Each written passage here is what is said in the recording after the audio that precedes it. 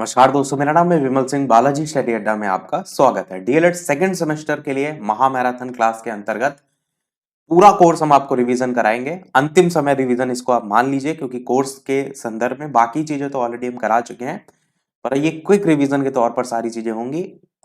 ये मान करके चलिए, अभी तक आपने कुछ भी नहीं पढ़ा है तो अगर इतना वीडियो आप देख करके जाएंगे तो 110% जो है आप अच्छे नंबर ले आएंगे, ये मेरी गारंटी रहेगी। लाइव टाइमिंग दोपहर के 3 बजे की है, जिसमें हम वर्तमान भारतीय समाज वाला जो पहला पेपर है उसको भी, और साथ ही साथ प्रारंभिक शिक्षा के नवीन प्रयास उसको भी, दोनों पेपर को एक साथ पढ़ेंगे। क्योंकि एक ही दिन दोनों पेपर होते हैं तो आपको ये नहीं होगा कि ये पेपर का रिवाइज कर लें, वो एक साथ दोनों चीजें पढ़िए और एक के पॉइंट दूसरे में भी काम आते हैं। कोर्स भी लगभग बहुत सी चीजें दोनों में कॉमन है, तो इसलिए एक साथ सारी चीजें हम पढ़ेंगे। पेपर आपका कल यानी कि 19 दिसंबर 2022 को है, और ये आपकी स्कीम है जिसमें आपको ये दोनों पेपर देखने को मिल रहे हैं। तो ये थोड़ा सा कोर्स ज्यादा है, इसलिए हम टोटल 2 पार्ट में देखेंगे। पहला इसका जो पार्ट है वो अभी हम देख रहे हैं दोपहर 3 बजे की टाइमिंग में, और जो दूसरा पार्ट होगा वो हम देखेंगे आज ही की शाम 8 बजे की जो है वो टाइमिंग में। और दोनों का जो वीडियो का समय होगा लगभग 1.5 घंटा तक का होगा। मतलब पहला वीडियो लगभग 1.5 घंटा और दूसरा वाला भी 1.5 घंटा। कोशिश करेंगे कि इतना समय तक रहे, और टोटल आपका पूरा कोर्स जो है इसमें ही रिवाइज हो जाएगा। और पेपर तो आप जानते ही हैं कितने कितने बजे से हैं। तो चलिए स्टार्ट करते हैं। वीडियो के सबसे आखिरी में एक प्रश्न पूछेंगे हम आपसे भी, और इसका जो आंसर होगा ना वो हम 8 बजे वाली टाइमिंग में आपको जो है वो देंगे। और तब तक सारी चीजें आप लोग रिवाइज कर लीजिएगा, और 8 बजे वाला जो हम पढ़ाएंगे फिर उसको रात में रिवाइज कर लीजिएगा। पढ़ तो आप ऑलरेडी अब तक चुके होंगे सारी चीजें, यहाँ हम सारी चीजें आपको रिवाइज करा रहे हैं। इस पर्पज से हम यहाँ पर वीडियो बना रहे हैं। और वीडियो को शेयर और लाइक जरूर करते रहिएगा जितने भी लोग वीडियो से जुड़ते जा रहे हैं। तो चलिए स्टार्ट करते हैं। तो सबसे पहले बात करते हैं वैदिक कालीन शिक्षा के बारे में। हेडिंग लिख देता हूं मैं, उसके बाद इसके बारे में जो जो इंपॉर्टेंट सबसे पॉइंट है जो आपको याद रखना है वो हम यहां पर बात करेंगे। वैदिक कालीन शिक्षा। वैदिक कालीन शिक्षा की अगर बात करें तो यहाँ पर सबसे पहला प्रश्न यही आता है, वेद जो है उसको पढ़ने वाले लोगों के हिसाब से अगर कोई एक वेद का ज्ञाता है तो उसे किस नाम से जाना जाता है? तो आप कहेंगे स्नातक के नाम से जाना जाता है। यहीं अगर पूछा जाए दो वेद के ज्ञाता को तो आप कहेंगे वसु के नाम से जाना जाता है। यहीं अगर पूछा जाए तीन वेद के ज्ञाता को तब आप कहेंगे रुद्र के नाम से जाना जाता है। यहीं आप कहेंगे चार वेद के ज्ञाता तो आप कहेंगे आदित्य के नाम से जाना जाता है। ये आपका बहुविकल्पीय में यहाँ से प्रश्न चारों में से पूछा जा सकता है, ये चारों ही नाम आप ध्यान रखिएगा। इसके अलावा इस वैदिक कालीन शिक्षा से जो अलग अलग संस्कार होते थे उनसे प्रश्न पूछा जाता है। तो इसमें अगर ये आपसे पूछा जाए शिक्षा का प्रारंभ किससे होता है तो संस्कार से होता है। तो वैदिक कालीन शिक्षा में कौन कौन से संस्कार होते हैं उनकी बात करते हैं। तो आपके टोटल तीन मुख्यतः संस्कार होते हैं। पहला आपका होता है चूड़ा कर्म संस्कार। चूड़ा कर्म संस्कार। चूड़ा कर्म संस्कार के बाद आपका होता है दूसरा उपनयन संस्कार, और तीसरा आपका होता है समापवर्तन संस्कार। तो ये तीन मुख्यतः होते हैं किसमें? तो वैदिक कालीन शिक्षा में। यहां से एक प्रश्न ये पूछा जा सकता है, जैसे कि आपको बहुविकल्पी में दे दिया कि इनमें से कौन सा संस्कार वैदिक कालीन शिक्षा के अंतर्गत नहीं आता है। तो इसके बाद हम पढ़ेंगे बौद्ध कालीन शिक्षा, फिर मुस्लिम कालीन शिक्षा, तो उसमें भी संस्कार होते हैं। इसलिए आपको ये पता होना चाहिए कि वैदिक कालीन शिक्षा में कौन कौन से संस्कार जो है वो आते हैं। अब जानते हैं एक एक संस्कार के बारे में। तो सबसे पहले बात करते हैं किसके बारे में? चूड़ा कर्म संस्कार के बारे में। चूड़ा कर्म संस्कार को एक और अन्य नाम से जाना जाता है, और वो नाम क्या है? वो नाम है आपका विद्या आरंभ संस्कार। तो इससे आपको ये भी पता चल रहा है कि सबसे पहले जो आपका वैदिक कालीन शिक्षा में संस्कार आता है वो कौन सा आता है? वो आता है चूड़ा कर्म संस्कार। तो नाम इसका ध्यान रखिएगा, विद्या आरंभ संस्कार के नाम से भी जाना जाता है। और सबसे पहले होता है तो आप ये भी कह सकते हैं कि जो बालक शैशव अवस्था में होता है, सबसे छोटी उम्र में होता है, तब उसका ये संस्कार होता है। और चूड़ा अगर आपको पता होगा तो जो बाल होते हैं उसकी जो चोटी बनाई जाती है उसी को कहते हैं। और चूड़ा कर्म का अगर सेंस आप निकालेंगे तो छोटे पर आप देखते हैं बच्चों का मुंडन होता है, तो इस चूड़ा कर्म संस्कार में भी यही वैदिक कालीन शिक्षा के अंतर्गत होता था। अब बात करते हैं हमारे दूसरा संस्कार जिसका नाम है उपनयन संस्कार। चूड़ा कर्म आपने देख लिया, इसका नाम ध्यान रखिएगा, विद्या आरंभ संस्कार के नाम से जाना जाता है। तो उपनयन संस्कार से सबसे पहला प्रश्न ये पूछा जाता है कि उपनयन जो है इसका अर्थ क्या होता है? तो इसका अर्थ होता है तो गुरु के पास ले जाना। गुरु के पास ले जाना। ये आपसे बहुविकल्पी में जो है वो पूछा जाता है। उपनयन संस्कार की अगर एज की बात करें तो अलग अलग जो है उनके लिए बांटी गई है। उपनयन संस्कार की आयु जो है, जो ब्राह्मण हैं उनके लिए 8 वर्ष, जो क्षत्रिय थे उनके लिए 11 वर्ष, जो वैश्य थे उनके लिए ये 12 वर्ष थी।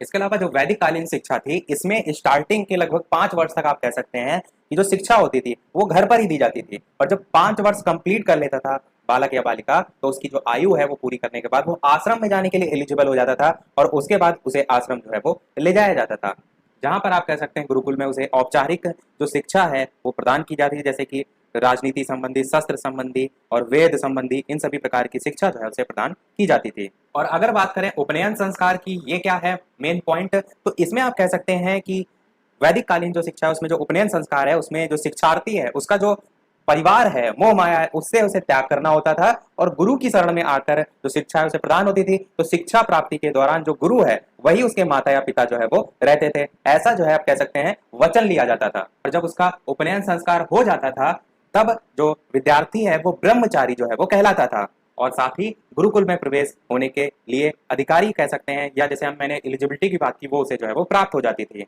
और जो विद्यार्थी होता था, जब पूरी शिक्षा चल रही होती उसके दौरान, जैसे कि आपका जो गुरुकुल है उसकी साफ सफाई का कार्य या भोजन संबंधी जो व्यवस्था करना है वो सभी कार्य, ये सभी जो विद्यार्थी है उसी को करने होते थे। तो कहीं ना कहीं भावी जीवन के लिए भी तैयार जो है उसी गुरुकुल में जो है वो विद्यार्थी को किया जाता था। और ऐसा भी इसमें बताया जाता है कि भिक्षाटन यानी कि भिक्षा मांगने का कार्य भी विद्यार्थी जो है वो करते थे। पॉजिटिव सेंस में अगर आप कहें तो ये सिंपल सी भाषा में कह सकते हैं कि जो गुरुकुल में है वो विद्यार्थी है उसको आत्मनिर्भर बनाना, और व्यक्तित्व के जो विकार हैं उसमें कोई भी दुर्गुण है उसको दूर करने में जो है वो सहायक ये वैदिक कालीन शिक्षा जो है वो होती थी। ये सारी चीजें मैं पॉइंट पॉइंट इसलिए बता रहा हूँ, अगर वैदिक कालीन शिक्षा से लघु उत्तरीय प्रश्न आएगा तो ये सारी जो कहानी है वो आप अपने शब्दों में आसानी से लिख सकते हैं, और ये सारी चीजें आपको याद भी रहेंगी। तो ये हमने देख लिया दूसरा कौन सा, उपनयन संस्कार। और ये तो मैंने बता दिया आपको कि 5 वर्ष तक की जो शिक्षा होती थी वो घर में ही होती थी, और उसके बाद आगे की शिक्षा लगभग 12 वर्ष तक जो है वो यानी कि गुरुकुल में जो है वो चलती थी। तीसरे की बात करते हैं तो आपका हो जाएगा समापवर्तन संस्कार। समापवर्तन में वर्ड क्या आ रहा है, समाप्त, यानी कि विद्यार्थी जीवन की समाप्ति, और जो उसका घर है गृह जीवन में उसे उसमें पुनः लौटने पर जो संस्कार होता था वो आपका समापवर्तन जो है वो होता था। तो ये इस प्रकार से तीनों जो है आपके हो जाएंगे। अब कुछ कुछ पॉइंट आपको यहाँ पर क्या याद रखना है, एक एक पॉइंट। सबसे पहला कि शिक्षा या का माध्यम कौन सी जो है वो भाषा थी, तो आप क्या कहेंगे, भाषा जो है यहाँ पर संस्कृत थी। और आपसे ये पूछा जा सकता है जो पाठ्यक्रम होता था, सिलेबस होता था, वो कह सकते हैं कम होता था या व्यापक होता था, तो आप कहेंगे पाठ्यक्रम व्यापक होता था। और दो लास्ट पॉइंट और आपको याद रखने हैं कि इसका मकसद जो है वो ब्राह्मण धर्म का प्रचार प्रसार करना बिल्कुल भी नहीं था। जैसे कि बौद्ध कालीन शिक्षा आप आगे देखेंगे तो उसमें था, पर इसमें किसी भी प्रकार से ब्राह्मण धर्म का प्रचार मकसद जो है वो नहीं था। और अगर बात करें स्त्री शिक्षा तो उसके संबंध में भी इसमें किसी भी प्रकार की बात जो है वो नहीं की गई है। तो सारी चीजें वैदिक कालीन शिक्षा की हमने देख ली। बढ़ते हैं हम बौद्धकालीन शिक्षा की तरफ। बौद्धकालीन शिक्षा में आपको क्या याद रखना है, सबसे पहले तो आप ये याद रखिए कि उद्देश्य क्या था बौद्धकालीन शिक्षा का। वीडियो को आप सभी लोग लाइक अवश्य कर दीजिएगा ताकि मुझे मोटिवेशन मिलता रहे। इसी प्रकार बेहतरीन से बेहतरीन आगे भी मैं आपको वीडियो जो है वो प्रोवाइड कराता रहूं। आप ही के लिए यहाँ पर मेहनत दिन रात की जा रही है, तो आपका एक लाइक तो बनता ही है। आशा करता हूँ कि जितने लोग वीडियो देखेंगे उतने लोग लाइक अवश्य जो है वो करेंगे। बौद्धकालीन शिक्षा की बात करते हैं तो आपको मैंने क्या कहा, सबसे पहले आपको ये पता होना चाहिए उद्देश्य। तो उद्देश्य आपका क्या होगा, सत्य की खोज या कह सकते हैं निर्वाण की जो है वो प्राप्ति। सत्य की खोज या निर्वाण की जो है वो प्राप्ति। यहाँ पर जो उद्देश्य था उसमें आप जो बौद्ध धर्म है उसका प्रचार प्रसार जो है जोड़ेंगे, क्योंकि मैंने क्या बोला कि इससे पहले जो आपका था वैदिक कालीन शिक्षा उसमें ऐसा कुछ जो है वो नहीं था, यानी कि जो ब्राह्मण धर्म था उसका प्रचार प्रसार करना उसका उद्देश्य नहीं था, परंतु बौद्धकालीन शिक्षा में जो है आपका बौद्ध धर्म का प्रचार प्रसार जो है वो था। इसके साथ साथ शिक्षा के प्रारंभ की बात करें कि कब से हुई, तो आप कहेंगे कि 6 या 8 वर्ष से जो है वो शिक्षा का प्रारंभ होता था। केंद्र की बात करें तो केंद्र जैसे कि ऊपर अभी तक हम देख रहे थे शिक्षा जो है वो गुरुकुल में प्रदान की जा रही है, इसी प्रकार बौद्धकालीन शिक्षा जो है वो मठ में जो है वो प्रदान की जाती थी। यहाँ पर भी अलग अलग संस्कार होते थे। तो सबसे पहले अगर बात करें मठ में प्रवेश करने से पहले कौन सा संस्कार होता है, तो होता था प्रवज्जा संस्कार। प्रवज्जा संस्कार के बारे में सबसे पहला पॉइंट आप यही कह सकते हैं कि मठ में प्रवेश करने से पहले प्रवज्जा संस्कार जो है वो होता था। तो प्रवज्जा संस्कार की आपकी एज क्या हो जाएगी, आप कहेंगे प्रवज्जा संस्कार की एज 8 वर्ष जो है वो हो जाएगी। यानी कि जब बालक 8 वर्ष हो गया है, 8 वर्ष का हो गया, शिक्षा 6 या 8 वर्ष अलग अलग बालक के अनुसार थोड़ा बहुत बदल सकता है, पर प्रवज्जा संस्कार की एज 8 वर्ष रखी गई है। इस 8 वर्ष के बालक की जो शिक्षा है वो अगले 12 वर्ष तक जो है वो चलती है। और ये जो 12 वर्ष तक चलती है इसे हम प्रारंभिक या कह सकते हैं प्राथमिक शिक्षा के नाम से जो है वो जानते हैं। किस नाम से? प्राथमिक शिक्षा के नाम से जानते हैं। इस 8 वर्ष के बाद की जो 12 वर्ष तक शिक्षा चली उसे हम प्राथमिक शिक्षा के नाम से जान रहे हैं। और जब ये आपके 12 वर्ष पूरे हो गए, यानी कि जब बालक 20 वर्ष का हो गया, तब बालक का एक और संस्कार हुआ। अभी तक प्रवज्जा संस्कार हुआ था, अब यहाँ पर 20 वर्ष की आयु में बालक का उपसंपदा संस्कार जो है वो हुआ। उपसंपदा संस्कार। और जो उपसंपदा संस्कार है, यानी कि जो उपसंपदा संस्कार है वो होने के बाद में जो बालक होता है, विद्यार्थी होता है, वो संघ जो है उसका पूर्ण सदस्य जो है वो बन जाता है। और जो ये आपका बौद्ध मठ लिखा है इसको कहीं कहीं संघ करके भी लिखा रहता है, तो इसमें कंफ्यूज जो है वो ना होइएगा। एक चीज और आपको पता होना चाहिए, जो प्रवज्जा संस्कार है ये अगर पूछा जाए कि अर्थ क्या होता है, जैसे वो था गुरु के पास ले जाना, तो इसका अर्थ होता है आपका बाहर आना। बाहर आने का क्या मतलब है? कहने का मतलब यहाँ पर ये है कि जब प्रवज्जा आपका संस्कार होता है तो जो भावी भिक्षु होता है वो अपने क्या करता है, परिवार से बाहर आकर ही तो बौद्ध संघ में प्रवेश करता है, तो उसी का यहाँ पर सेंस निकाला जाता है बाहर आना। और अगर बात करें गुरु और जो शिष्य है उसमें संबंध की, तो सेम आपका जैसे कि वैदिक कालीन शिक्षा में एक अच्छा संबंध था, घनिष्ठ संबंध था, वो यहाँ पर भी आपको देखने को मिलता है। अब बात कर लेते हैं इस बौद्ध कालीन जो शिक्षा है इसमें भाषा की। तो आप भाषा क्या कहेंगे? यहाँ की भाषा थी जन भाषा, या इसे आप पाली के नाम से भी जो है वो जानते हैं। तो जन भाषा या पाली के नाम से आप जानते हैं। स्त्री शिक्षा की अगर बात करें तो यहाँ पर स्त्री शिक्षा जो है वो विद्यमान थी, तो यहाँ पर आप टिक लगा सकते हैं। वैदिक कालीन शिक्षा में नहीं था, यहाँ पर जो है वो था। ये दोनों चीजें मैं क्यों एक साथ जैसी बता रहा हूँ, क्योंकि समानता या आप कह सकते हैं भिन्नता भी तो दोनों में पूछी जा सकती है कि वैदिक कालीन शिक्षा और बौद्ध कालीन शिक्षा में अंतर बताइए। तो दोनों के बारे में जब वही चीजें आपको पता होंगी तो आप आसानी से जो है वो लिख सकते हैं कि यहाँ पर ये संस्कार होते हैं, इसमें ये संस्कार होते हैं, यहाँ पर ये एज होती है, यहाँ पर ये एज होती है, यहाँ पर स्त्री शिक्षा के बारे में बात की गई है, इसमें नहीं की गई है। वहाँ पर जो उद्देश्य है ब्राह्मण धर्म प्रचार प्रसार मकसद जो है वो नहीं था, यहाँ पर बौद्ध धर्म का प्रचार मकसद था। इस टाइप से आप लिख सकते हैं। इसके अलावा और एक चीज और आप इसमें ध्यान रख सकते हैं स्त्री शिक्षा के संबंध में कि जो कुलीन वर्ग था उस पर विशेष जो है वो बल दिया गया था। और लास्ट पॉइंट यहाँ से प्रश्न क्या पूछा जा सकता है, वो ये पूछा जा सकता है कि संघ में प्रवेश लेने वाली पहली महिला कौन थी? संघ या मठ मैंने कहा यहाँ पर जो है वो शिक्षा का केंद्र था, तो आप कहेंगे संघ में प्रवेश लेने वाली पहली महिला जो है वो प्रजापति गौतमी जो है वो थी। प्रजापति गौतमी। प्रजापति गौतमी कौन थी ये भी आपको पता होना चाहिए। तो ये जो है वो महात्मा जो बुद्ध थे उनकी विमाता थी। बुद्ध जो है इनकी विमाता। ये संघ में प्रवेश लेने वाली पहली महिला थी। तो ये हमने पूरा देख लिया आपका बौद्ध कालीन शिक्षा। अब हम बात करते हैं मुस्लिम कालीन शिक्षा, पर उससे पहले कुछ पॉइंट इस टाइप से अगर आपसे पूछा जाए कि बौद्ध कालीन शिक्षा और आपका वैदिक कालीन शिक्षा में समानताएं बताइए, तो आप कहेंगे लक्ष्य इसमें निर्वाण की प्राप्ति था, यहाँ पर भी लक्ष्य मोक्ष की प्राप्ति जो है वो था, लगभग वही चीज है। यहाँ पर भी शिक्षा प्रारंभ की आयु जो है वो 8 वर्ष तक थी लगभग थी, यहाँ पर भी आपको 8 वर्ष ही देखने को मिलती है। यहाँ पर प्रारंभ जो है वो संस्कार से होता है, यहाँ पर भी प्रारंभ संस्कार से होता है। यहाँ पर भिक्षाटन यानी कि शिष्य जो है उसकी दिनचर्या के रूप में था, और यहाँ पर भी भिक्षाटन शिष्य की दिनचर्या के रूप में था। तो ये आप 4 पॉइंट ध्यान रखेंगे काफी होगा। इसी प्रकार अगर विभिन्नता की बात कर ली जाए बौद्ध कालीन शिक्षा और वैदिक शिक्षा में, तो आप क्या कहेंगे? बौद्ध धर्म का प्रचार प्रसार जो है यहाँ पर मकसद था, पर वैदिक कालीन में ब्राह्मण धर्म का जो है वो प्रचार प्रसार मकसद जो है वो नहीं था, यहाँ पर नहीं था। मैंने स्टार्टिंग में बताया आपको। दूसरा पॉइंट ये लिख सकते हैं, यहाँ पर संघ जो है इसका वर्चस्व था, यहाँ पर गुरु का जो है वो वर्चस्व जो है वो होता था। यहाँ पर शिक्षा जो है वो समुदाय प्रधान था या प्रधान थी, और यहाँ पर शिक्षा जो है वो परिवार प्रधान जो है वो थी। बौद्ध शिक्षा में आगे चलकर जो है विलासितापूर्ण जो जीवन है उसकी ओर जो विद्यार्थी वो जाता था, परंतु वैदिक कालीन शिक्षा में जीवन सादगीपूर्ण जो है वो होता था। और संस्कार के संबंध में मैंने बताया कि जैसे कि उपसंपदा संस्कार होता था, उसके बाद आजीवन ब्रह्मचर्य, यहाँ पर समापवर्तन संस्कार होता था, उसके बाद गृहस्थ जीवन में प्रवेश जो है वो बालक को मिलता था। इसके अलावा अगर बात करें स्त्री शिक्षा के संबंध में, तो आप कहेंगे कि बौद्ध शिक्षा में पुरुष या स्त्री साथ रहते थे, पर वैदिक कालीन शिक्षा में दोनों को साथ रहने की अनुमति नहीं थी। और क्या लिख सकते हैं भाषा के संबंध में कि बौद्ध कालीन शिक्षा में जो भाषा थी वो आपकी पाली या जन भाषा थी, जबकि वैदिक कालीन में संस्कृत भाषा थी।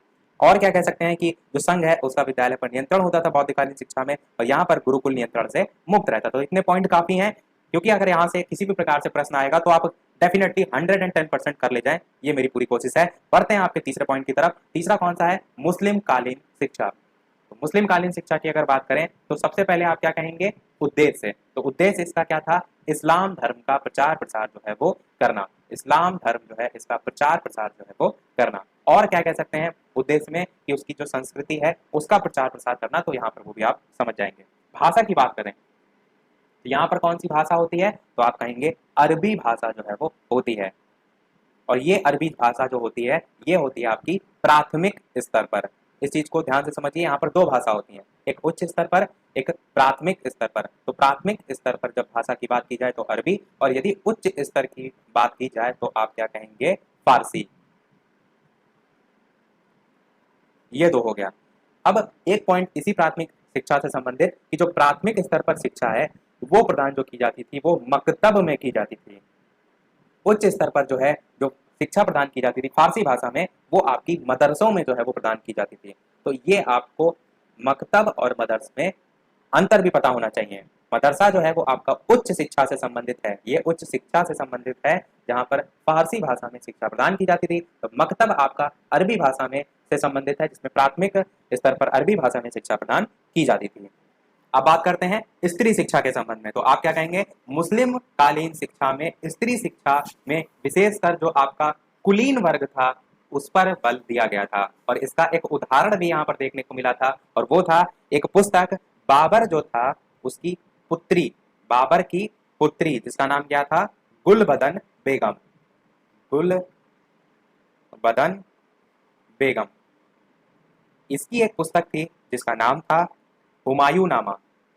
बहुत पूछी जाती है, आपने पढ़ी भी अवश्य होगी कि ये आपका कोर्स में था। तो हुमायूं नामा एक इसी कह सकते हैं मुस्लिम कालीन शिक्षा के तौर पर जो स्त्री शिक्षा है उसको कितना बढ़ावा दिया जाता था उसका एक उदाहरण जो है वो प्रस्तुत करता है। अब बात करते हैं मुस्लिम कालीन शिक्षा में जो संस्कार होता था। तो यहाँ पर एक संस्कार होता था जिसका नाम होता है बिस्मिल्लाह संस्कार। बिस्मिल्लाह संस्कार में आपको ये पता होना चाहिए कि मुस्लिम कालीन शिक्षा से संबंधित है, और दूसरी चीज ये पता होना चाहिए कि यहाँ पर एज जो है वो कितनी होती थी। तो यहाँ पर एज के दो स्वरूप आप याद रख सकते हैं। पहला स्वरूप 4 से 5 वर्ष आप कह सकते हैं, और दूसरा स्वरूप आप कह सकते हैं कि बिस्मिल्लाह संस्कार का जो समय है वो 4 साल 4 महीने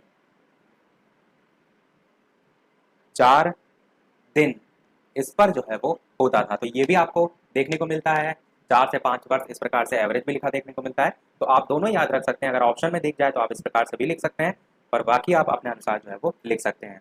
तीनों हमने टॉपिक पढ़ लिए, तीनों शिक्षा। अब ये समझिए कि यहाँ से प्रश्न कैसे पूछे। अभी तक सबसे पहला प्रश्न पूछा जा चुका है आपसे, तो वैदिक कालीन जो शिक्षा है इसमें विशेषताएं जो है वो लिखिए। क्या लिखिए? विशेषताएं। ये प्रश्न आपका वैदिक कालीन शिक्षा से संबंधित 2 बार आया है, एक तो 2019 का द्वितीय बार के पेपर में आया है, और एक 2016 का द्वितीय बार के पेपर में आया है। तो वैदिक कालीन शिक्षा आपने पूरा पढ़ा, आप संस्कार से संबंधित लिख सकते हैं, शिक्षा से संबंधित लिख सकते हैं, सिलेबस पाठ्यक्रम मैंने बताया उसमें भाषा से संबंधित लिख सकते हैं, शिक्षण विधि कैसी थी, इन सभी पॉइंट को लेकर लगभग 5 से 6 पॉइंट आप आसानी से लिख सकते हैं। दूसरे प्रश्न की बात करें तो आपका 2019 के द्वितीय बार के पेपर में पूछा जा चुका है जो बौद्ध कालीन शिक्षा है इसके उद्देश्य। तो ये पूछा गया था आपका 2019 का द्वितीय बार का पेपर।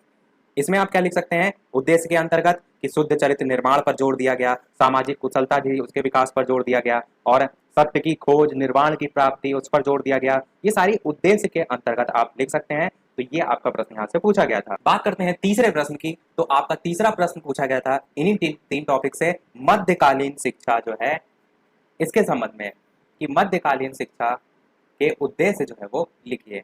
अब आप कहेंगे मध्यकालीन शिक्षा तो हमने पढ़ा ही नहीं है, तो ये आपका 2019 का द्वितीय बार में आया था। और मध्यकालीन शिक्षा को ही आप मुस्लिम कालीन शिक्षा के नाम से भी जानते हैं। तो आप इसमें क्या उद्देश्य लिखेंगे कि इस्लाम धर्म और संस्कृति जो है उसका प्रचार प्रसार करना मेन उद्देश्य था। और ये भी इन लोगों का मानना था कि सुख सुविधा प्राप्त करने के लिए पढ़ना लिखना बहुत जरूरी है। और आप कह सकते हैं एक अन्य उद्देश्य में कि इस्लाम के जो अनुयायी थे उनमें ज्ञान में प्रकाश का विस्तार करना भी उद्देश्य था। तो आप ओवरऑल क्या देखते हैं कि शिक्षा पर बहुत जोर दिया गया था। और उद्देश्य के तौर पर जो मकतब और मदरसा मैंने बताया उसको लेकर एक पॉइंट आप लिख सकते हैं। तो ऐसे 4-5 पॉइंट आप आसानी से लिख सकते हैं। ये तो सब आपके लघु में पूछे गए थे। अगर बात करें वन लाइनर अति लघु में, तो वहां पर पूछा जा चुका है कि बौद्धकालीन शिक्षा के अंतर्गत मठ में प्रवेश के पहले कौन सा संस्कार होता है। मैंने आपको बताया प्रवज्जा संस्कार होता है। और उसके साथ साथ 2019 में सबसे एलपी में इसी 3 टॉपिक से कि बौद्ध शिक्षा का प्रमुख केंद्र कौन सा था, तो वो भी आपको पता होना चाहिए कि नालंदा जो है वो प्रमुख केंद्र था किसका, बौद्ध शिक्षा का। तो सारी चीजें हम इन 3 टॉपिक से हमने कवर कर दी। यहाँ सबसे पहले बात करते हैं बनारस संस्कृत कॉलेज। यहाँ से आपका जो प्रश्न पूछा जाता है वो पूछा जाता है इस बहुविकल्पीय के रूप में। तो बनारस संस्कृत कॉलेज की सबसे पहले स्थापना कब हुई, तो आप कहेंगे 1791 में।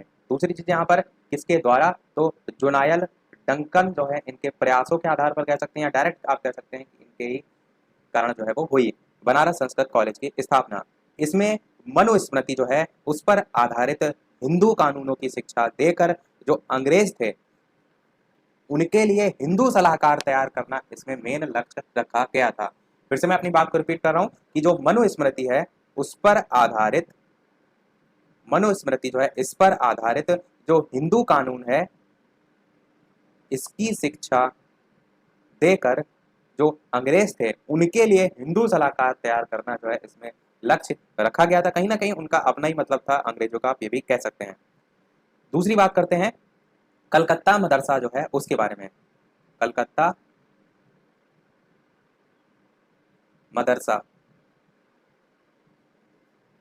तो कलकत्ता मदरसा भी आपका एक कॉलेज था। इसकी अगर बात करें तो इसकी स्थापना जो है वो वॉरेन हेस्टिंग्स, नाम ध्यान रखिएगा, ये सब आपके प्रश्न वन लाइन में या बहुविकल्पी में बहुत पूछे जाते हैं। वॉरेन हेस्टिंग्स, वॉरेन हेस्टिंग्स जो है इन्होंने कलकत्ता मदरसा कॉलेज की स्थापना 1781 में जो है वो की थी। इसमें क्या मेन पॉइंट याद रखना है, तो ये जो है आपका इस्लाम धर्म और जो मुस्लिम कानून है उसकी शिक्षा से संबंधित था। मदरसा से आप समझ सकते हैं क्योंकि मुस्लिम कालीन शिक्षा में मैंने मकतब और मदरसा पिछले वाले पार्ट में बताया था। तो इसमें आपका इस्लाम धर्म और मुस्लिम कानूनों की शिक्षा देना मेन जो है वो था। इसके अलावा एक और आपका कॉलेज है जिसका नाम क्या है, फोर्ट विलियम कॉलेज। नाम आपने अवश्य सुना होगा क्योंकि ये भी आपसे जो है वो पूछा जाता है, फोर्ट विलियम कॉलेज। अब फोर्ट विलियम कॉलेज के बारे में आपको क्या पता होना चाहिए, सबसे पहले तो इसकी स्थापना किसके द्वारा, तो लॉर्ड वेलेजली के द्वारा जो है वो स्थापना, लॉर्ड वेलेजली, ये हो गया कि इनके द्वारा। दूसरी चीज की कब, तो सन 1800 आप कहेंगे इसमें लॉर्ड वेलेजली ने फोर्ट विलियम कॉलेज की स्थापना, तारीख आप याद रखना चाहें तो इसकी स्थापना 20 जुलाई, 20 नहीं आपका 10 जुलाई और सन 1800 को जो है वो उस समय के जो गवर्नर जनरल थे इनका नाम था क्या, लॉर्ड वेलेजली, इन्होंने जो है वो की थी। और इस संस्था के द्वारा आपका संस्कृत, अरबी, फारसी, बांग्ला, हिंदी, उर्दू आदि के जो हजारों पुस्तकें थी जिनका ट्रांसलेशन या अनुवाद जो है वो किया गया था। और ये आपको क्या इससे संबंधित याद होना चाहिए कि ये कहाँ पर इसकी स्थापना हुई थी, तो कोलकाता, कोलकाता में स्थित जो प्राच्य विद्याएं हैं, भाषाएं हैं, उनके अध्ययन का ये प्रमुख केंद्र जो है वो था। आधुनिक शिक्षा का जन्मदाता चार्ल्स ग्रांट को। तो ये सारे विद्यालय से संबंधित, कॉलेज से संबंधित यहाँ पर जो पर्टिकुलर समझ रहे थे वो समाप्त हुआ। आगे भी हैं आपके विश्वविद्यालय अनुदान आयोग वगैरह, उसको हम आगे देखेंगे। पर यहाँ से अब हम शुरू कर रहे हैं लॉर्ड मैकाले के बारे में। तो यहाँ से जो लॉर्ड मैकाले हम शुरू कर रहे हैं, ये सारी चीजें एक दूसरे से इंटरलिंक हैं। तो आप इसको रटने से ज्यादा क्या करना है, आपको समझना है। तो लॉर्ड मैकाले को पढ़ने से पहले यहाँ से सबसे पहले जो आपका घोषणा पत्र आया था वो आया था 1813 का घोषणा पत्र। देखिए शिक्षा में आप देखते हैं अलग अलग समय पर सारी चीजें चेक की जाती हैं, क्या कमी है क्या नहीं। तो उसी के आधार पर 1813 का घोषणा पत्र आया और इसमें जो शिक्षा पर राशि खर्च की जाती है अलग अलग समय में अलग अलग होता है, वर्तमान में भी इस समय अलग है। तो इसमें जो राशि घोषित की गई वो थी 1 लाख रुपए। और यहीं से जो आपका मेन मुद्दा विवाद उत्पन्न हुआ वो इस 1 लाख रुपए की धनराशि से उत्पन्न हुआ। कैसे? ये 1 लाख रुपए की जो धनराशि है उसमें ये नहीं बताया गया कि उस समय दो विचारधारा के लोग थे, एक प्राच्य और एक पाश्चात्य। तो ये 1 लाख रुपए की धनराशि किन पर खर्च की जाएगी वो जो है नहीं बताया गया। कौन कौन? एक आपका प्राच्य विचारधारा और एक आपका पाश्चात्य विचारधारा। तो अभी हम 1813 के घोषणा पत्र की बात कर रहे हैं। लॉर्ड मैकाले इसके बाद आएंगे। हेडिंग मैंने इसलिए लिख दी है ताकि आपको समझ में आए कि कहाँ से इनका रोल स्टार्ट हुआ है।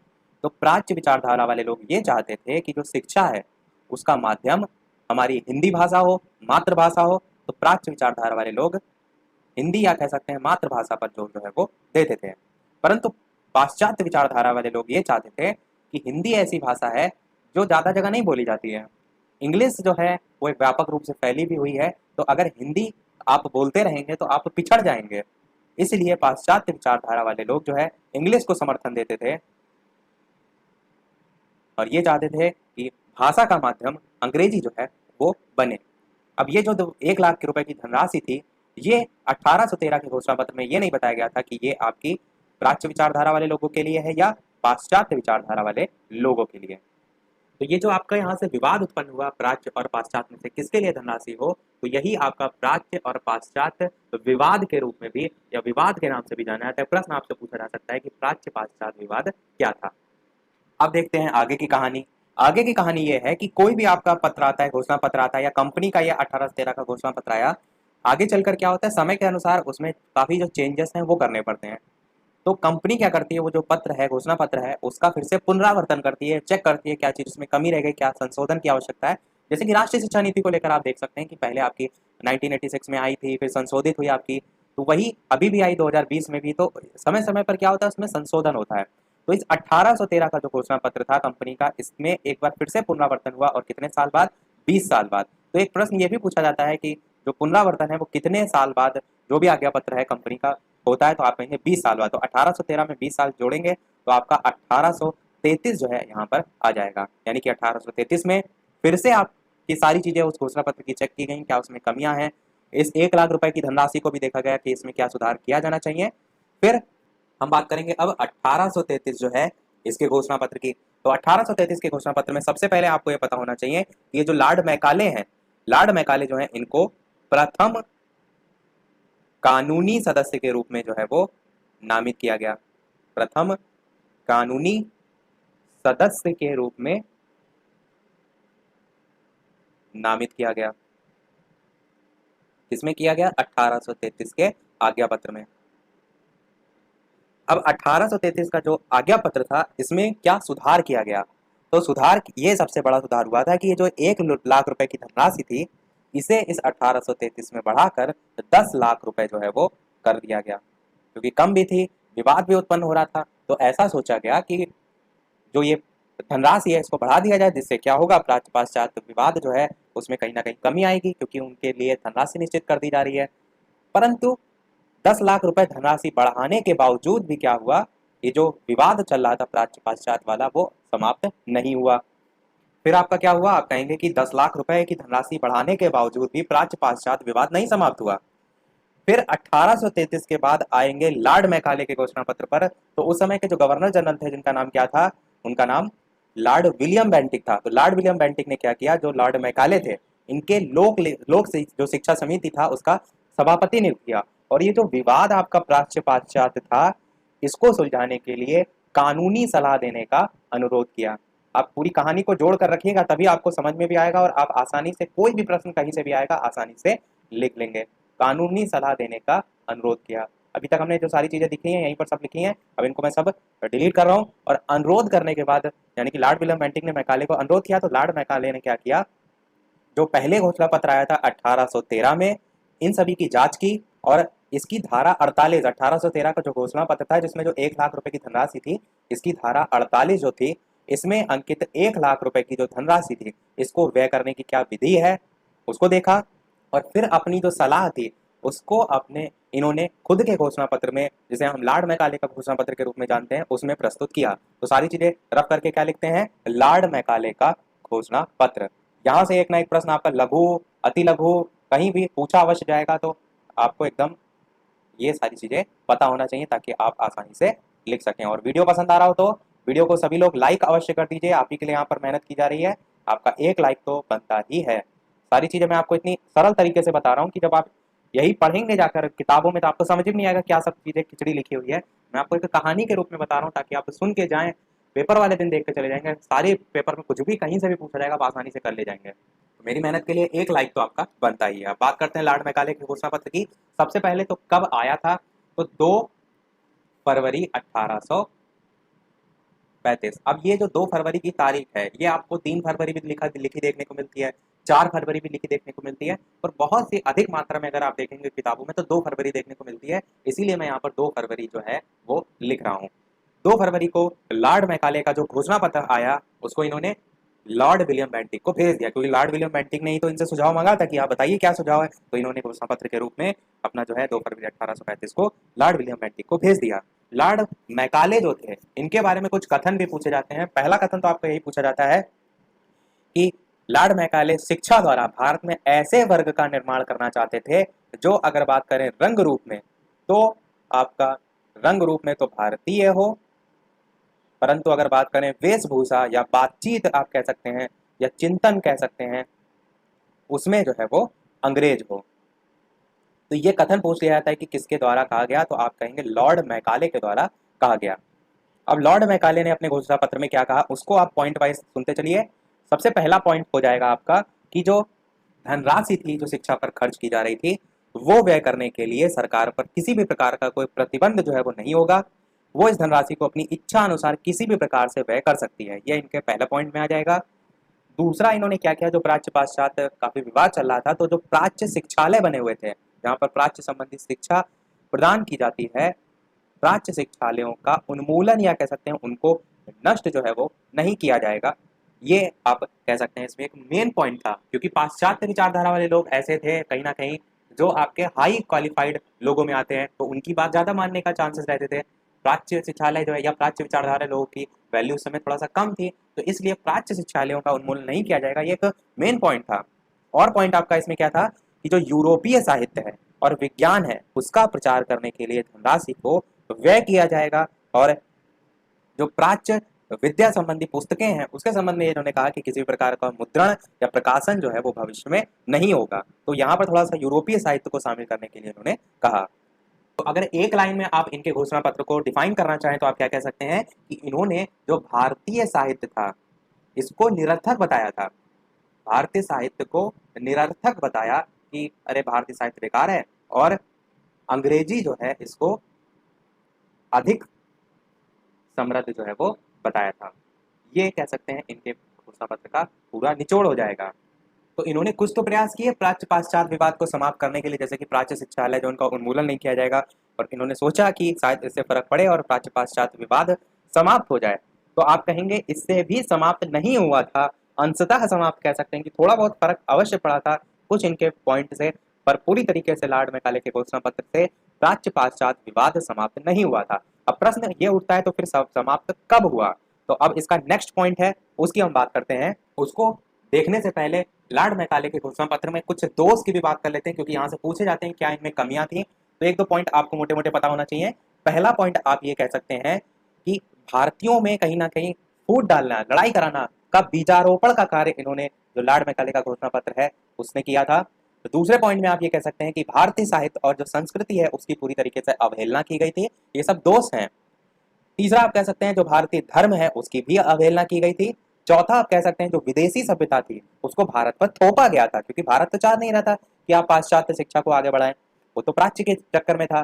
पांचवा आप कहेंगे कि जो भारतीय भाषा है उनका अपमान किया गया था, क्योंकि इन्होंने यही कहा था कि जो अंग्रेजी है वही सर्वश्रेष्ठ है। छठा आप कह सकते हैं कि सबसे मेन पॉइंट दो उसमें आएगा कि भारत में ये ऐसा शिक्षित वर्ग तैयार करना चाहते थे जो अंग्रेजी शासन को मजबूती प्रदान करे। मतलब ये तो चाह रहे थे कि भारतीय पढ़े लिखे, पर किस लिए, खुद के मतलब के लिए, खुद का वो कहीं ना कहीं उसमें इनका लाभ जुड़ा हुआ था कि भारत में ऐसा शिक्षित वर्ग तैयार करना जो कि अंग्रेजी शासन को जो है वो मजबूती प्रदान करे। तो ये सब आपके दोष में आ जाएंगे। अब एक प्रश्न यहाँ से ये भी पूछा जाता है कि लॉर्ड मैकाले का घोषणा पत्र जो है उसको भारतीय शिक्षा का अग्रदूत क्यों माना जाता है। प्रश्न आपका आया था सन 2017 में। अब आपके मन में आएगा कि इतनी सभी कमियां थी तो फिर इसके फायदे क्या थे जो भारतीय शिक्षा का अग्रदूत के रूप में माना जाता है। तो कुछ आपको फायदे भी मैं गिनाता हूँ। पहला फायदा ये था, मैं सब इसी पेज पर लिख रहा हूँ। पहला फायदा ये था कि भारत के लिए विस्तृत जो ज्ञान है उसके लिए कह सकते हैं द्वार खुल गए थे, क्योंकि पहले भारत पर्टिकुलर उसी हिंदी तक ही सीमित था। जब बाहर से इंग्लिश आ रही है, इंग्लिश आप देखते हैं वर्ल्ड वाइड बोली जाती है, तो भारत से कोई बाहर भी जा रहा है तो उससे समस्या नहीं होगी। और बहुत से ऐसे साहित्य हैं जो अंग्रेजी में ही होते हैं, तो वो सभी ज्ञान के द्वार ही तो खुल रहे हैं, तो भारत के लिए विस्तृत ज्ञान के द्वार खुल गए। दूसरे पॉइंट को आप कहेंगे कि भारत जो है उसकी आधुनिक शिक्षा संरचना का भी तो शिलान्यास हो गया। भारत अपने पुराने ढर्रे पर ही चल रहा था, पर लॉर्ड मैकाले जिसने अंग्रेजी को इतना जोड़ दिया, कहीं ना कहीं आधुनिक जो शिक्षा आपकी संरचना है उसका भी तो शिलान्यास हुआ। बाकी सब जगह वो चीज ऑलरेडी चल रही है, यहाँ पर नहीं चल रही है, तो उसको भी एक पॉजिटिव के रूप में आपको मेन लाभ गिनाने होते हैं, तो आपको उस पर्टिकुलर पॉइंट को जो है यहाँ पर बताना होता है। तीसरे पॉइंट के रूप में आप कह सकते हैं कि भारत अपने जो अधिकार थे उसके लिए भी तो जागृत हो गए। जैसे कि क्या होता है, आपसे कोई चीज लगातार विरोध किया जाए कि आपको नहीं इंग्लिश ही पढ़नी है, आप केवल इंग्लिश ही भाषा का यूज करें, तो धीरे धीरे भारतीय क्या हुआ, इकट्ठा हुए किसके लिए, विरोध करने के लिए। तो भारत में एकता की भावना भी तो उससे आ रही है। इसके संबंध में ऐसा भी कहा जाता है कि अगर ये जो सारी चीजें आई थी अगर ना हुई होती तो भारत में स्वतंत्रता संग्राम कभी छिड़ता ही नहीं। ये भी इसके अंतर्गत एक पॉइंट पॉजिटिव में जो है वो लिया जाता है। और चौथा और लास्ट पॉइंट आप ये भी लिख सकते हैं कि भारतीयों विज्ञान और टेक्नोलॉजी उसके प्रति भी जागृत हो गई, कहीं ना कहीं उसके सेंस में भी आप कह सकते हैं। और ये मैं फिर से कह रहा हूँ कि प्राच्य पाश्चात्य विवाद के संबंध में अगर आप लॉर्ड मैकाले के संबंध में आपसे पूछा जाए तो आप क्या कहेंगे कि जो इनका घोषणा पत्र था, सरकार की शिक्षा नीति को इन्होंने एक निश्चित दिशा तो प्रदान की, पर प्राच्य पाश्चात्य विवाद का अंत पूरी तरीके से नहीं हुआ। इसको सब डिलीट करते हैं। अब बात करते हैं अंत की। तो लॉर्ड विलियम बेंटिक अभी तक गवर्नर जनरल चल रहे थे, उसके बाद आए गवर्नर जनरल आपके Lord Auckland. Lord Auckland governor general आए और इन्होंने भारत के गवर्नर जनरल का पद जो है वो संभाला। लॉर्ड ऑकलैंड ने क्या किया, एक निर्णय लिया कि यदि प्राच्य जो शिक्षा है उस पर कुछ और धन को व्यय कर दिया जाए, इस पर जो प्राच्य शिक्षा है उस पर अगर कुछ और धन को ऐड कर दिया जाए तो क्या होगा, जो प्राच्यवादी अपना लगातार आंदोलन कर रहे हैं वो स्थगित कर देंगे।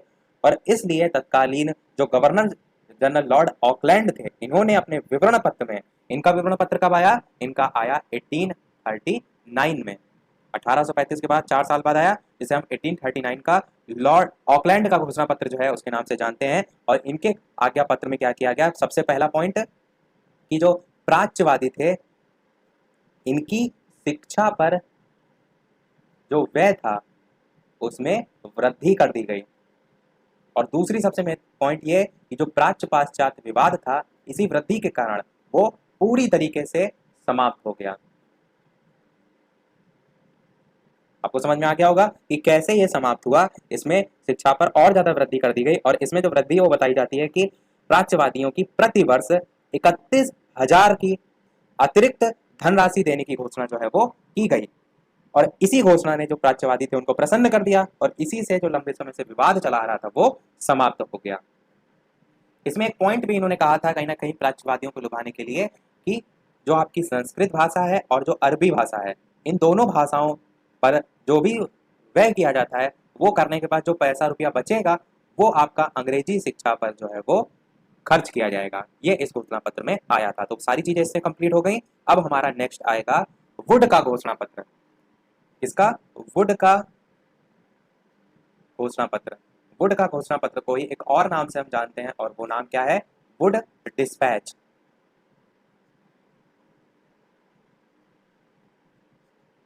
वुड डिस्पैच, सबसे पहले आपको तारीख पता होना चाहिए, 19 जुलाई 1854। और वुड का घोषणा पत्र देखने से पहले जो अभी लॉर्ड मैकाले जो है इनका मैंने निस्यंदन सिद्धांत पहले बता दिया था, यहाँ पर एक बार फिर से बता देता हूँ क्योंकि सारी चीजें हम बात कर रहे हैं लॉर्ड मैकाले का निस्यंदन सिद्धांत, और इसी को हम फिल्ट्रेशन थ्योरी के नाम से भी जानते हैं। ये क्या था इसको भी समझ लीजिए। तो इसमें लॉर्ड मैकाले का ये मानना था कि आपका जो उच्च वर्ग है उसे आप अगर शिक्षित कर देंगे तो उससे प्रभावित होकर निम्न वर्ग जो है उनकी संस्कृति शिक्षा से प्रभावित होकर स्वयं ही जो है वो शिक्षित हो जाएगा। ये लॉर्ड मैकाले के निस्यंदन या फिल्ट्रेशन थ्योरी के अंतर्गत है, या आपके दूसरे तरीके से भी इसे कह सकते हैं कि उच्च वर्ग से जो शिक्षा है वो छन छन कर निम्न वर्ग में जो है वो आती है। तो यहाँ से एक पॉइंट ये भी बन सकता है कि इन्होंने निम्न वर्ग को जो है उच्च वर्ग के लिए छोड़ दिया था। ये बहुविकल्पी में आपका इस पर बेस्ड एक प्रश्न प्रीवियस ईयर में पूछा जा चुका है। अब हम वापस से लौटते हैं अपना वुड के घोषणा पत्र पर। तो वुड के घोषणा पत्र में सबसे महत्वपूर्ण तो नाम और तारीख है ही है, और दूसरी चीज जो यहाँ पर बहुविकल्पी में सबसे ज्यादा पूछी जाती है वो ये कि शिक्षा का मैग्ना कार्टा जो है वो किसे कहा जाता है। शिक्षा का मैग्ना कार्टा, ये मैंने आपको जो बहुविकल्पी कराए थे उसमें सारी चीजें बताई थी, अगर आपको याद होगा। शिक्षा का मैग्ना कार्टा आप कहेंगे वुड के घोषणा पत्र जो है इसको कहा जाता है। तो अब थोड़ा सा पीछे से इसको जोड़ते हैं सारी चीजों को। कैसे? सबसे पहले कंपनी का आज्ञा पत्र कब आया? 1813 में आया, अभी आपने पढ़ा। मैंने कहा कि हर 20 साल बाद कंपनी का जो पत्र होता है उसका आपका क्या होता है, पुनरावर्तन होता है, उसमें सारी चीजें चेक की जाती हैं। तो 1813 के बाद पुनरावर्तन हुआ तो आप पहुंचे 1833 में। अब 1833 में भी तो पुनरावर्तन होगा 20 साल के बाद? आप कहेंगे बिल्कुल होगा। तो 20 साल बाद अगर आप 1833 से देखेंगे तो आप पहुंचेंगे 1853 में। अब 1853 में जो पुनरावर्तन हुआ उसमें क्या कुछ परिणाम बदले गए, वही परिणाम ये 19 जुलाई 1854 में आपको देखने को मिला। जैसे कि हमने देखा था 1833 में आपकी सारी चीजें जो देखी गई उसका परिणाम आपको 1835 का जो लॉर्ड मैकाले का घोषणा पत्र था उसमें देखने को मिली। सेम वही चीज आपका वुड के घोषणा पत्र से संबंधित हो जाएगा।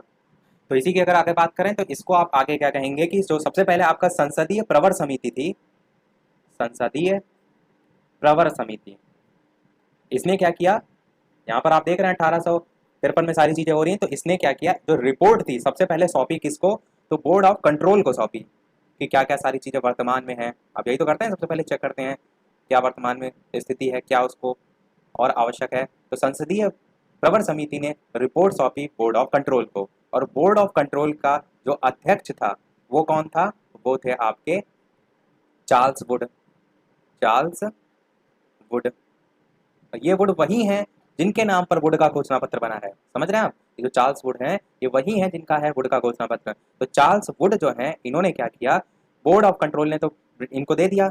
उसके बाद क्या हुआ कि जो चार्ल्स वुड थे, अध्यक्ष थे बोर्ड ऑफ कंट्रोल के, इन्होंने सारी चीजें दी और एक पत्र था जो कि बोर्ड ऑफ कंट्रोल को दिया इन्होंने। फिर बोर्ड ऑफ कंट्रोल ने वो पत्र किसको दिया, वो पत्र जो है वो ब्रिटिश संसद को दिया, क्योंकि उस समय ब्रिटिश का राज था तो सारी चीजें वहीं से पास होती थी।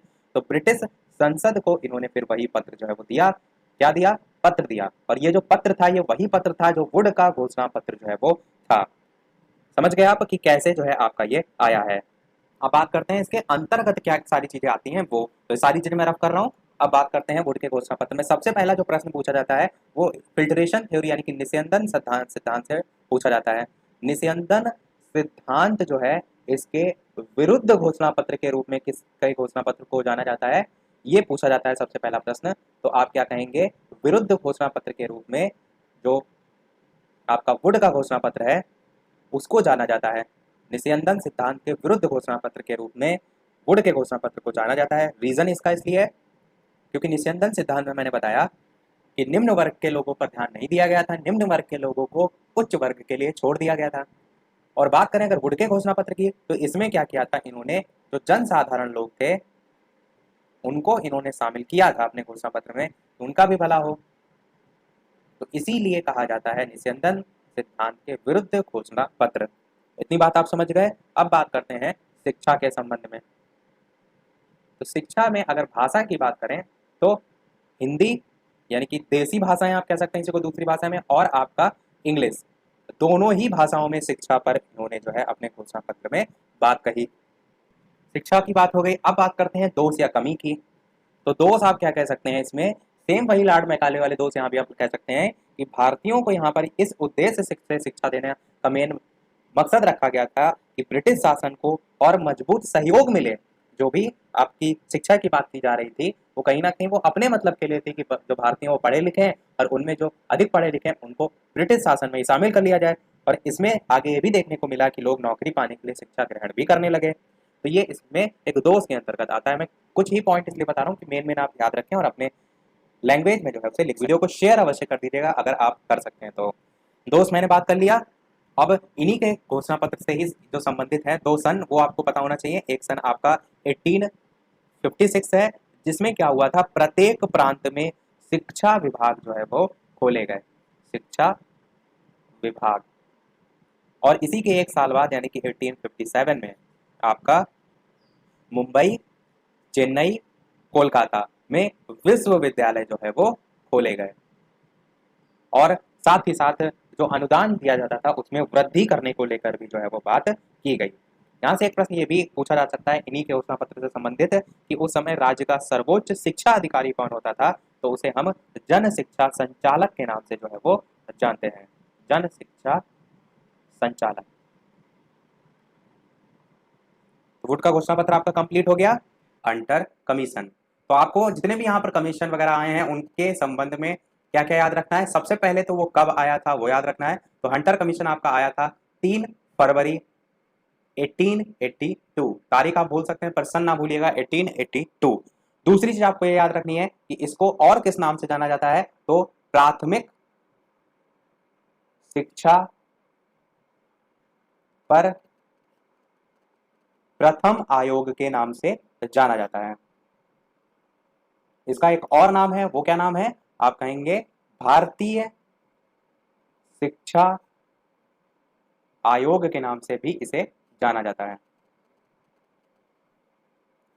इतनी चीजें आपको पता होना चाहिए। फिर आपको पता होना चाहिए सबसे इंपॉर्टेंट इसमें ऐसा क्या है पॉइंट जो और सभी कमीशन या विधेयक या समिति से इसे अलग बनाते हैं। तो इसमें प्रमुख विशेषता थी कि शिक्षा का जो उत्तरदायित्व था वो भारतीयों को देने का सुझाव दिया गया था। फिर से मैं रिपीट कर रहा हूं, हंटर कमीशन की सबसे प्रमुख विशेषता थी कि शिक्षा का जो उत्तरदायित्व है वो भारतीयों को देने का सुझाव जो है वो दिया गया था। फिर कमी भी हर चीज की कुछ ना कुछ होती है, तो कमी इसमें यह थी कि जो इससे पहले हमने क्लास में देखा था वुड का घोषणा पत्र, तो ऐसा बताया जाता है कि वुड का घोषणा पत्र जो है उसमें जो सारी बातें थी उसी को इन्होंने दोहराने का कार्य किया। मतलब कोई नवीनता इनके कमीशन में नहीं देखने को मिली, उसी को उसमें जो बातें थी सारी उसी को लगभग इन्होंने दोहराने का कार्य किया। ये इसकी आप कमी में लिख सकते हैं। उसके साथ साथ एक प्रश्न हंटर कमीशन से आपसे यह भी पूछा जाता है कि हंटर कमीशन ने किस क्षेत्र में या कह सकते हैं माध्यमिक शिक्षा के क्षेत्र में कौन सी प्रणाली जो है वो लागू की जो कि वर्तमान में भी जो है वो चल रही है। तो आप क्या कहेंगे, अनुदान प्रणाली जो है आपका सही होगा। इतनी चीजें आप ध्यान रखेंगे, यहां से लघु आएगा, अति लघु आएगा, बहुविकल्पी आएगा, सब आपका कवर हो जाएगा। समझ गए आप, याद कर लीजिएगा। बढ़ते अपने नेक्स्ट टॉपिक की तरफ। नेक्स्ट आपका क्या है, गोखले विधेयक। गोखले विधेयक सबसे पहले आपको क्या पता होना चाहिए किस सन में आया था, तो आप क्या कहेंगे 1911। दूसरी चीज की तारीख भी आप याद रख सकते हैं, आप कहेंगे 16 मार्च 1911। पर तारीख में क्या होता है, बहुत सी तारीखें बहुत से सन है, ज्यादा आप याद रखेंगे तो जो याद करने वाली चीजें वो भी भूल जाएंगे।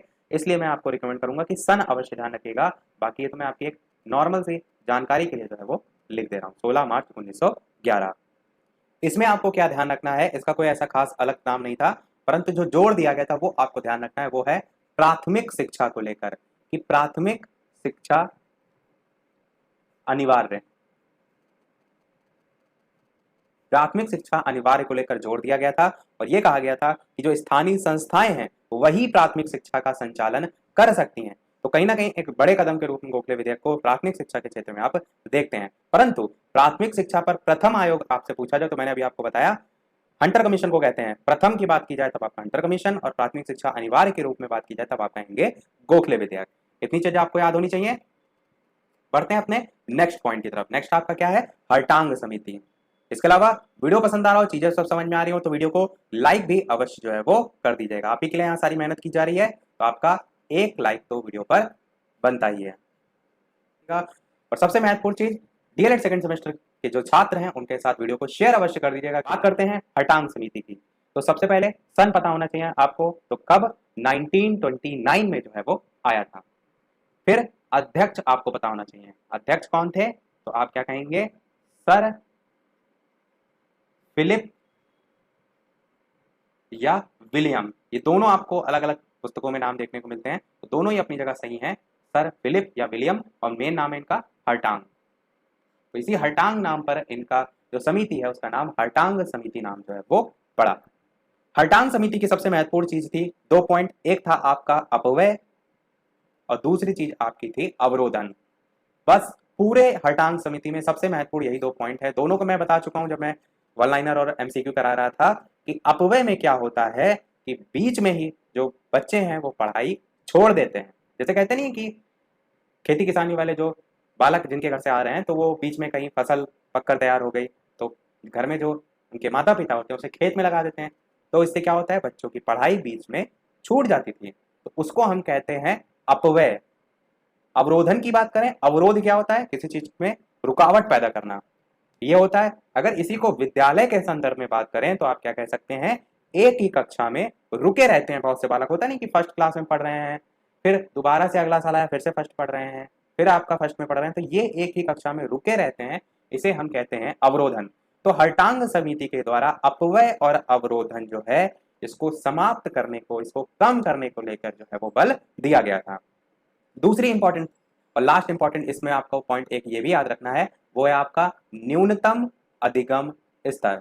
ये एक ऐसा वर्ड है जो आप कहीं भी किसी भी समिति में लिख सकते हैं। देखिए क्या होता है, कोई समिति आपसे पूछी जाएगी, गोखले विधेयक हो गया, हटांग समिति, कुछ भी पूछी जाएगी, कुछ पॉइंट आपके दिमाग में ऐसे होने चाहिए जो आप सब में लिख सकते हैं। जैसे कि आपका न्यूनतम अधिगम स्तर है, सब में नहीं पर बहुत से उसमें लिख सकते हैं, क्योंकि न्यूनतम अधिगम स्तर क्या होता है कि एक बच्चा जिसको न्यूनतम उतनी नॉलेज होनी चाहिए, जो कि आसपास के वातावरण के अकॉर्डिंग बात कर लें या समाज के अकॉर्डिंग बात कर लें, एक जीविकोपार्जन के लिए भी तो उपयोगी होती है। तो न्यूनतम अधिगम स्तर को आप कुछ इस प्रकार से समझ सकते हैं, जैसे कि एक क्लास में पेपर होते हैं तो 100% में 33% पासिंग मार्क रखा जाता है। ये 33% मार्क क्या है, ये दर्शाता है कि यदि आप उस कक्षा में 33% अंक ले आते हैं तो उसमें जितनी भी आपकी न्यूनतम लेवल की बात करें कि आपको उस क्लास में आना चाहिए, वो अगर आपको आता है तो आपको अगली कक्षा में जो है वो भेज दिया जाता है।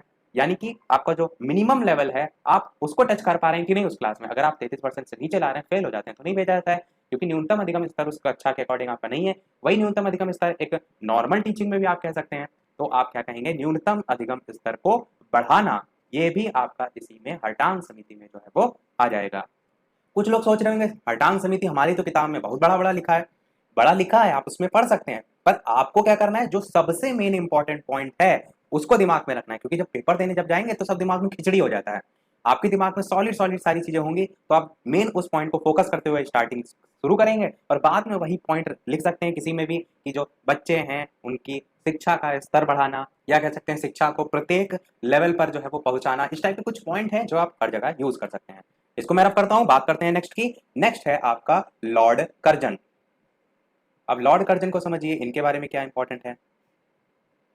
तो सबसे पहले आपको क्या पता होना चाहिए कि लॉर्ड कर्जन भारत कब आया, तो आप कहेंगे 1899 में जो है वो आया, और 1899 से लेकर के 1905 तक इसके सभी महत्वपूर्ण कार्य आपको देखने को मिलते हैं, आपके कोर्स में भी यही है। लॉर्ड कर्जन के बारे में सबसे पहले आपको पता होना चाहिए पाश्चात्य या प्राच्य समर्थक में से किस में आते हैं, तो ये जो है वो एक पाश्चात्य संस्कृति जो है उसके समर्थक के रूप में जाने जाते हैं। पाश्चात्य और प्राच्य मैंने सबसे पहले वाली क्लास में दोनों चीजों को क्लियर कर दिया था, कहां से वो विवाद उठा था उसको देख लीजिएगा, नहीं देखा है तो आपने। तो पाश्चात्य संस्कृति जो है इसके समर्थक के रूप में ये जाने जाते थे। इनके समय में सबसे महत्वपूर्ण कार्य क्या हुआ था, वो था उच्च शिक्षा के संबंध में। इनके समय में उच्च शिक्षा के क्षेत्र में सबसे अधिक जो है वो कार्य हुआ था, और वो कार्य क्या था, तो वो दो चीजें आई थी। एक सबसे पहले तो 1902 की बात करें तो आप क्या कहेंगे, तो विश्वविद्यालय आयोग। मैं यहाँ पर लिख भी दे रहा हूँ पूरा, विश्वविद्यालय। ये बहुविकल्पी में बहुत पूछा जाता है कि विश्वविद्यालय आयोग आपका कब आया था। और दूसरी चीज 1904 में तो विश्वविद्यालय अधिनियम। तो ये दो सन आपको एकदम रटे होने चाहिए, क्योंकि यहाँ से प्रश्न आपसे पूछा जाएगा। भारतीय, पूरा नाम यहाँ से भारतीय से स्टार्ट होगा, मैंने शॉर्ट में लिख दिया, चलिए एक में भारतीय लिख भी देते हैं। भारतीय विश्वविद्यालय आयोग पूछा जाए तो आप कहेंगे 1904, भारतीय विश्वविद्यालय अधिनियम पूछा जाए तो आप कहेंगे 1904। पहले वाले में सॉरी 1902 और दूसरे वाले में 1904। अब देखिए एक चीज यहाँ पर आपको पता होना चाहिए अधिनियम से संबंधित। भारतीय विश्वविद्यालय अधिनियम में जो सीनेट है इसके सदस्यों की संख्या जो है वो बढ़ा दी गई थी। बढ़ाने के लिए मैंने यहाँ पर प्लस लिख दिया है, उससे आप समझ जाएंगे। उच्च शिक्षा के क्षेत्र में आप क्या लिख सकते हैं, उच्च शिक्षा के क्षेत्र में सुधार के लिए इन्होंने विशेष प्राथमिकता दी थी। आप इस भारतीय विश्वविद्यालय से समझ सकते हैं, विश्वविद्यालय ऑलरेडी आपका उच्च शिक्षा से ही संबंधित होता है। उसके साथ साथ यदि बात करें प्राथमिक शिक्षा के क्षेत्र में, ये तो उच्च शिक्षा हमने जान लिया, अगर बात करें प्राथमिक शिक्षा के क्षेत्र में तो सभी को, किंतु उच्च शिक्षा जो है वो गिने चुने जो लोग हैं उनको दी जाए। इन्होंने क्या कहा कि प्राथमिक शिक्षा तो सभी को दी जाए। ये जो समर्थक के रूप में अगर बात करें तो इन्होंने कहा प्राथमिक शिक्षा तो सभी को दी जाए, परंतु जो उच्च शिक्षा है वो गिने चुने लोगों को जो है वो दी जाए। ये लॉर्ड कर्जन के अनुसार था। तो यहाँ से कैसे भी प्रश्न आएगा अति लघु लघु में, आप क्या करेंगे, इन सब पॉइंट को समेट के एक साथ अपने अनुसार लिख सकते हैं। समझ गए आप इतनी बात। बढ़ते हैं अपने नेक्स्ट टॉपिक की तरफ। वो है आपका क्या है, कोठारी आयोग। मोस्ट इंपॉर्टेंट टॉपिक है, यहाँ से हर साल एक ना एक प्रश्न आपका अवश्य आता है, भले वो बहुविकल्पी में पूछा जाए, भले वो अति लघु में पूछा जाए, भले वो कहीं भी पूछा जाए। तो 1964 से लेकर के 66 सबसे पहले तो आपको ये सन याद रखना है। दूसरी चीज याद रखने की, इसे किस और नाम से जाना जाता है, तो आप क्या कहेंगे, राष्ट्रीय शिक्षा आयोग के नाम से जो है वो जाना जाता है। राष्ट्रीय शिक्षा आयोग के नाम से जाना जाता है। और क्या कहेंगे आप, दूसरी बात आपको याद रखनी है, इसके अध्यक्ष। तो इसके अध्यक्ष कौन थे, आप कहेंगे डॉक्टर DS कोठारी। तो ये कोठारी नाम से ही इस आयोग का नाम भी पड़ा है, कोठारी आयोग। डॉक्टर DS कोठारी से संबंधित एक प्रश्न और ये पूछा जाता है कि विश्वविद्यालय अनुदान आयोग के अध्यक्ष के रूप में किसे जाना जाता है, तो आप क्या कहेंगे, डॉक्टर DS कोठारी को जाना जाता है। किसके रूप में, विश्वविद्यालय, शॉर्ट में मैं लिख रहा हूं, विश्वविद्यालय अनुदान आयोग के अध्यक्ष। सारी जो भी मैं यहाँ पर पॉइंट बता रहा हूँ, किसी को भी आपको बिल्कुल भी ये नहीं सोचना है कि ये चीज नहीं पूछी जाती, क्योंकि मैं ऑलरेडी छाट के यहाँ पर बता रहा हूँ। कोठारी आयोग अगर आप देखेंगे अपनी पुस्तकों में तो भर भर के वहां पर लिखा है, पर उसमें से भी मैं छाट के बता रहा हूँ। तो आप इसमें से आपको नहीं छाटना है कि मैं केवल राष्ट्रीय शिक्षा आयोग याद कर लूँ, केवल अध्यक्ष याद रख लूँ, सारी चीजें आपको याद रखनी है। तो विश्वविद्यालय अनुदान आयोग के अध्यक्ष के रूप में जो है इन्हें जाना जाता है। दूसरी चीज यहाँ से पूछी जाती है प्रश्न, वो है इसके सदस्य के रूप में। तो सदस्यों की संख्या की अगर बात करें तो कुल 17 जो है वो सदस्य थे। ये आपका जो SCERT की बुक है उसमें स्पष्ट तौर पर जो है वो दे रखा है, कुल 17 जो है वो सदस्य थे। अच्छा, कोठारी आयोग में आप चाहें तो तारीख भी याद रख सकते हैं, 14 जुलाई, पर इतना आप डिटेल में ना याद रखिए, सनी याद रखिए, पर मैं आपको बता दे रहा हूँ, जिसको ऑलरेडी याद है वो तारीख भी याद रख सकता है। अब कोठारी आयोग से जो सबसे लेटेस्ट में 2019 में प्रश्न पूछा गया था, वो पूछा गया था इसके पंचमुखी कार्यक्रम से रिलेटेड, कि पंचमुखी कार्यक्रम जो है कोठारी आयोग के क्या हैं। तो बस आपको 5 पॉइंट जो है वो एकदम रटे होने चाहिए। सबसे पहला पॉइंट है, शिक्षा द्वारा उत्पादन में वृद्धि की जाए। आपको कहेगा कि शिक्षा में या शिक्षा के माध्यम से कैसे उत्पादन में वृद्धि होगी, तो इसको समझिए, जैसे कि आपने कभी देखा है कि ईंटा जो बनाया जाता है मिट्टी के सांचे में डालकर, तो कुछ इस प्रकार से उसमें मिट्टी भर दी जाती है, उसके बाद साइड साइड में जो मिट्टी रहती है उसको अलग गिरा दिया जाता है और उससे आप ईंटा जो है वो बना लेते हैं। अब ये सोचिए कि बाई चांस आपके जो शिक्षा है वो इतनी लेवल की आपने नहीं ग्रहण की है, तो आप ये भी तो कर सकते हैं, जो साइड में मिट्टी बच रही है उसको आप किनारे अलग करते रहे, तो आप सोच रहे हैं कि वो खराब है। और एक शिक्षित व्यक्ति क्या करेगा, जो बची हुई मिट्टी साइड से बार बार अलग हो रही है, इसको दोबारा फिर से यूज कर लेगा, उसी अगली जो ईंटा जो है वो बनाएगा। कहने का मतलब है कि जब आपका जो शिक्षा का लेवल होता है वो उच्च होता है, तो आप किसी भी कार्य को करने के लिए अलग अलग तरीके से सोच सकते हैं, और जो भी आपने शिक्षा ग्रहण की उसका भी उपयोग आप उस कार्य में कर सकते हैं। तो जाहिर सी बात है, शिक्षा द्वारा उत्पादन में वृद्धि होगी, पहला पॉइंट। दूसरा, पंचमुखी कार्यक्रम में कहेंगे सामाजिक और राष्ट्रीय एकता। और सामाजिक और राष्ट्रीय एकता तो सबसे ज्यादा जरूरी है, चाहे वो किसी भी संदर्भ में हो, तो आपका दूसरा पॉइंट ये हो जाएगा। तीसरा आपका पॉइंट है आधुनिकीकरण जो है उसमें तेजी। आप देख रहे हैं अन्य देश क्या है, बहुत तीव्र गति से जो है वो डेवलप हो रहे हैं, विकसित देश सब बढ़ते चले जा रहे हैं। भारत हमारा एक विकासशील देश है, तो भारत जो विकासशील देश है उसको भी तो विकसित बनना है, तो कहीं ना कहीं आधुनिकीकरण में तेजी भी जरूरी है। चौथा आप क्या कहेंगे पंचमुखी कार्यक्रम में, प्रजातंत्र जो है उसकी सुदृढ़ता। प्रजातंत्र जितना सुदृढ़ होगा, कहीं ना कहीं एक राष्ट्र भी उतना ही अच्छा निकल के आएगा, वो भी आपका जरूरी है। और पांचवा और लास्ट पंचमुखी कार्यक्रम में हो जाएगा चरित्र का विकास। तो ये 5 कार्यक्रम हैं जिन्हें हम पंचमुखी कार्यक्रम के नाम से जानते हैं। इनको एकदम रट के रखिएगा, क्योंकि ये क्वेश्चन आपसे पूछा जा चुका है और आगे भी पूछा जाने के पूरे पूरे चांसेस हैं। सारी चीजें मैं रफ करता हूं, बढ़ते हैं अब हम अपने अगले टॉपिक की तरफ। वो टॉपिक है राष्ट्रीय शिक्षा नीति। राष्ट्रीय शिक्षा नीति आपका बहुत ही ज्यादा इंपॉर्टेंट है, क्योंकि ये बहुत सी चीजों से लिंक है। राष्ट्रीय शिक्षा नीति सबसे पहले आप कहेंगे कब आई, तो कहेंगे 1986 में। राष्ट्रीय शिक्षा नीति से सबसे पहला ये प्रश्न पूछा जाता है वो ये कि इसमें ऐसी क्या संरचना है, ऐसा क्या पॉइंट है जो इसे दूसरों से अलग बनाती है, तो आप क्या कहेंगे, इसकी 10+2+3 की संरचना। 10 मतलब हाई स्कूल, +2 यानी कि इंटर, +3 यानी कि ग्रेजुएशन। तो ये जो है राष्ट्रीय शिक्षा नीति में जो पैटर्न था उसे रखा गया था। अब दूसरा प्रश्न यहाँ से क्या पूछा जाता है, वो पूछा जाता है इसे कितने खंडों में जो है वो विभाजित किया गया है, तो आप क्या कहेंगे, टोटल 12 खंडों में जो है वो विभाजित किया गया है। और अगर बात करें जो ये 12 खंड डिवीजन किया गया है, ये वैसे तो आप राष्ट्रीय शिक्षा नीति के अंतर्गत ही कह सकते हैं, पर ज्यादा अगर डिफाइन करते हुए आप कहें तो 10+2 लेवल पर आपके 12 खंडों में डिवीजन जो है वो किया गया था। और 2+3 आपका जो आगे वाला था, इनको हम संशोधित राष्ट्रीय शिक्षा नीति जो है उसमें देखते हैं, जिसमें हम कुल 23 खंडों में जो है वो विभाजन देखते हैं। या तो आप अलग अलग याद रख सकते हैं कि राष्ट्रीय शिक्षा नीति में 12 खंड और संशोधित राष्ट्रीय शिक्षा नीति में 23 खंड, या तो आप 10+2 और 2+3 के लेवल पर भी याद रख सकते हैं। अब देखिए यहाँ से यानी कि 2019 में प्रश्न पूछा गया था राष्ट्रीय शिक्षा नीति को लेकर के कि नई शिक्षा नीति 1986 जो है उसकी प्रमुख विशेषताओं का वर्णन कीजिए। तो यहाँ पर राष्ट्रीय लिखा है, प्रश्न में नई पूछा गया था तो उसको लेकर कंफ्यूज ना होइएगा, उसमें 1986 वर्ड यूज किया गया था, यानी कि नई शिक्षा नीति 1986 करके जो है वो पूछा गया था, उसकी विशेषताएं और गुण। तो अब क्या क्या लिख सकते हैं, तो आप ये कह सकते हैं कि सबसे पहला तो मेन पॉइंट यही था इसमें कि शिक्षा को पहली बार इतना इसमें प्रायोरिटी या महत्व दिया गया था, उसमें जो भी सारी चीजें थी उसकी शैक्षिक नीतियां थी उनके क्रियान्वयन पर बल दिया गया था, उसमें कैसे सुधार हो शिक्षा में उस पर बल दिया गया था। तो ये आप एक विशेषता के तौर पर लिख सकते हैं। दूसरी आप विशेषता ये लिख सकते हैं जो मैंने 10+2+3 बताया कि नवीन शिक्षा नीति में एक राष्ट्रव्यापी शिक्षा संरचना की भी सिफारिश की गई थी, जिसके प्रत्येक भाग में स्वीकार जो है वो बाद में कर भी लिया गया था, जिसे हम एक राष्ट्रीय शिक्षा संरचना के तौर पर पॉइंट के आधार पर लिख सकते हैं। तीसरा पॉइंट क्या लिख सकते हैं कि राष्ट्रव्यापी पाठ्यक्रम की रचना की भी बात की गई थी, एक ऐसा पाठ्यक्रम हो जो प्रत्येक जगह, जैसे आप देखते हैं एनसीईआरटी बेस्ड जो होता है वो प्रत्येक जगह चलता है, उसी को लेकर भी यहाँ पर बात की गई थी कि जिससे पाठ्यक्रम जो है उसमें एक रूपता है, जिससे राष्ट्रीय एकता की भावना हो, शांतिपूर्ण से अस्तित्व की भावना हो। इस प्रकार से थर्ड पॉइंट आप लिख सकते हैं राष्ट्रव्यापी पाठ्यक्रम की रचना की बात भी इसमें रखी गई थी। चौथी विशेषता पर आप ये कह सकते हैं शैक्षिक अवसरों की समानता पर बल दिया गया था कि सभी को समान अवसर दिए जाएं, ऐसा ना किसी प्रकार का ऊंच नीच भेदभाव ये सारी चीजें हो। तो शैक्षिक अवसरों की समानता एक ऐसा आपकी हेडिंग है जो आप किसी भी आयोग में यूज कर सकते हैं, क्योंकि सभी यही चाहते थे कि शैक्षिक अवसरों के लिए समान अवसर मिले, परंतु जो भारतीय से संबंधित है उन्हीं में आप ये पॉइंट जो है वो रखेंगे, समानता पर बल।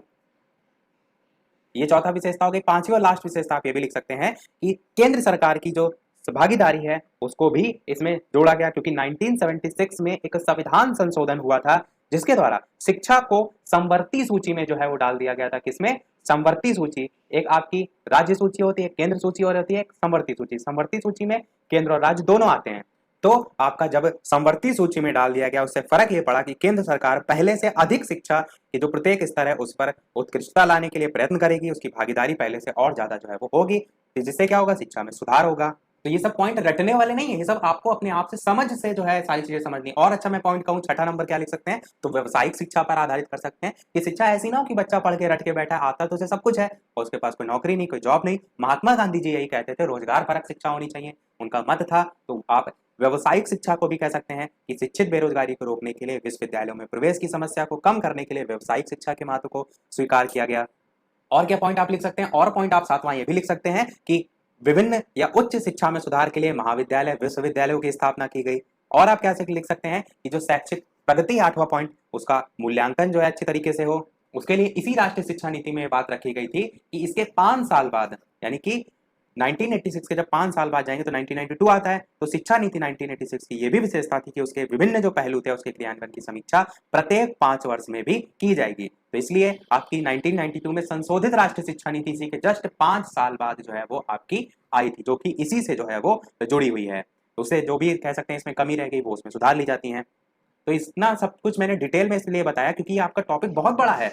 आप देखेंगे अगर आप अपनी बुक में या जहाँ से भी आप पढ़ रहे हैं उसमें देखेंगे तो बहुत सारी चीजें डिटेल में, पर आप अगर इतनी चीजें जानते हैं तो आप आसानी से यहाँ से प्रत्येक टाइप का प्रश्न जो है वो कर सकते हैं। इसको हम रफ कर देते हैं, देख लेते हैं संशोधित राष्ट्रीय शिक्षा नीति को, और उसके बाद जो बाकी आगे का पोर्शन है उसको हम देखेंगे नेक्स्ट वाले पार्ट में, क्योंकि अभी हमारा ये थर्ड पार्ट जो है वो चल रहा है। तो क्या देखते हैं, संशोधित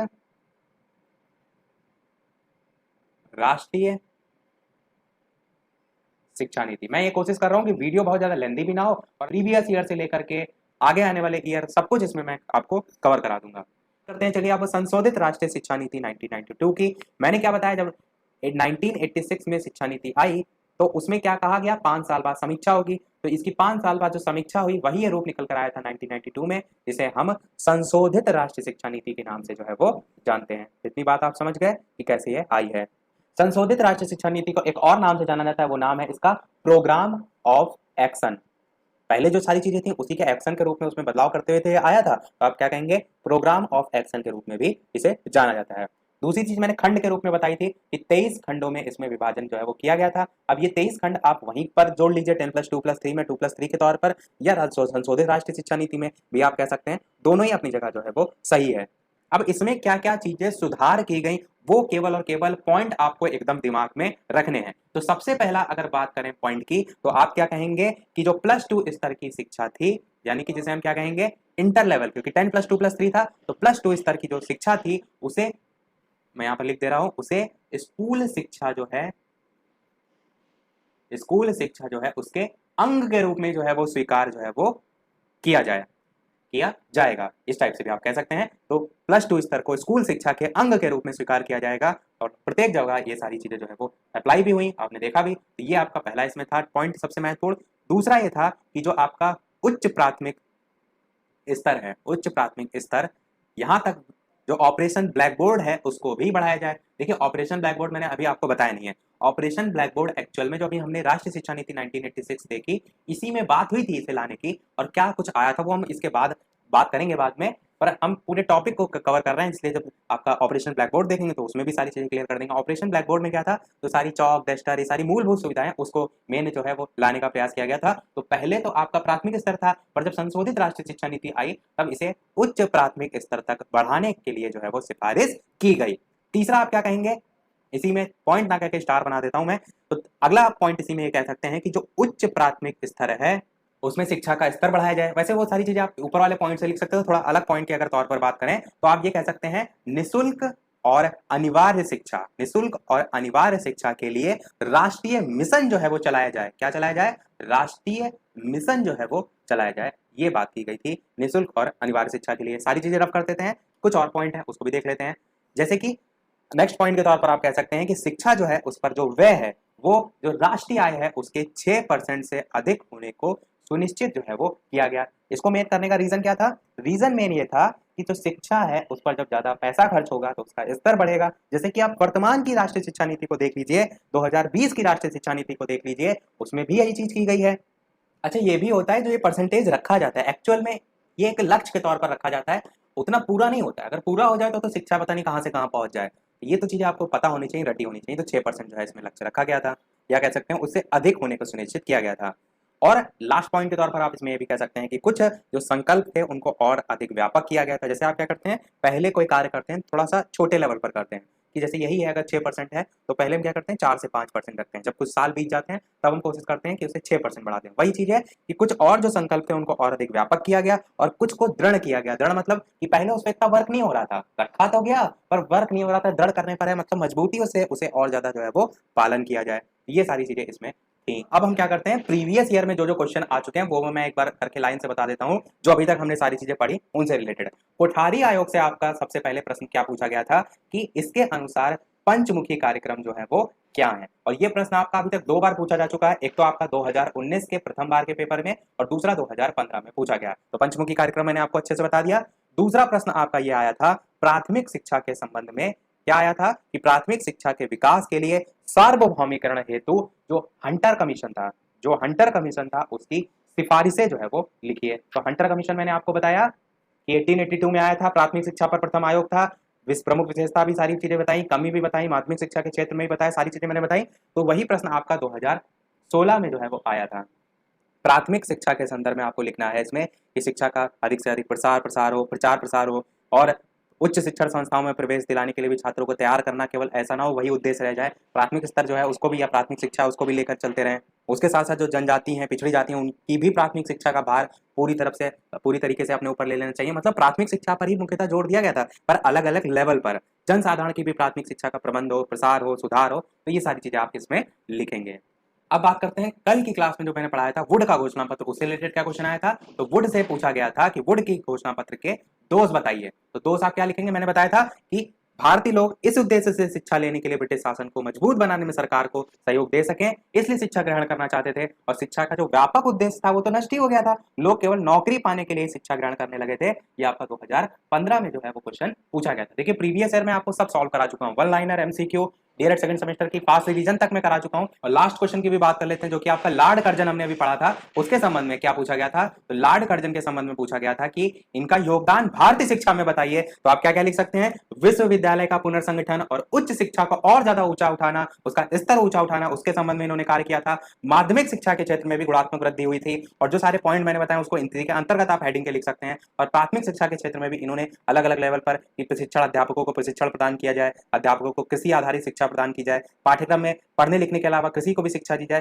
कृषि पर थोड़ा सा इन्होंने ज्यादा जोर दिया था प्राथमिक स्तर पर अगर बात करें, और जो मातृभाषा है उसको भी इन्होंने जोर देते हुए कहा था कि उसको माध्यम बनाकर भारतीय भाषाओं का विकास किया जाए, वो भी इन्होंने जो है वो कहा था। तो ये सब पॉइंट इसमें जो है वो हो जाएंगे। तो ये चीजें तो बहुत डिटेल में है, पर मैं यहाँ पर क्या कर रहा हूँ, एक रिवीजन के तौर पर सारी चीजें आपको करा रहा हूँ। तो हम इसी टॉपिक को स्टार्ट करते हैं, ऑपरेशन ब्लैक बोर्ड। तो सबसे पहले बात करते हैं आंसर की कि क्या होगा। तो आप कहेंगे ऑपरेशन ब्लैक बोर्ड आपका 1987 में जो है वो आया था। अब देखिए इसको रटने की आवश्यकता नहीं है, मैंने अभी तक पढ़ाया आपको राष्ट्रीय शिक्षा नीति कब आई थी, तो आपको मैंने बताया 1986 में आई थी। मैंने उसमें यह भी बताया था कि जो ऑपरेशन ब्लैक बोर्ड है इसको लाने की संकल्पना इसी राष्ट्रीय शिक्षा नीति में ली गई थी। अब 1986 में जब संकल्पना ली गई, उसी के जस्ट एक साल बाद उसे ले भी आया गया।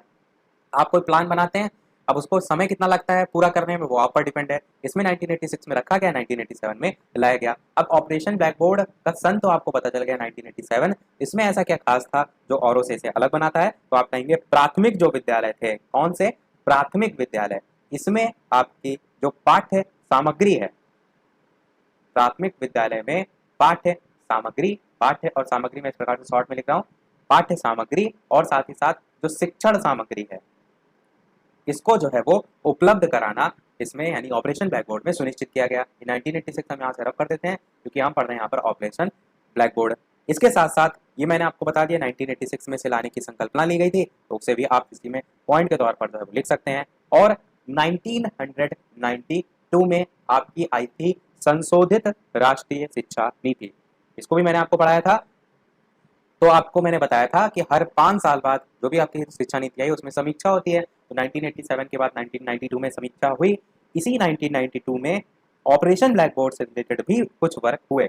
उसमें क्या वर्क हुए, वो ये हुए कि जो उच्च प्राथमिक आपका स्तर है, जैसे अभी तक तो प्राथमिक विद्यालय की बात की गई थी, अब 1992 में जब आपका संशोधित राष्ट्रीय शिक्षा नीति आई, तब आप कहेंगे कि उच्च प्राथमिक स्तर तक जो है, उच्च प्राथमिक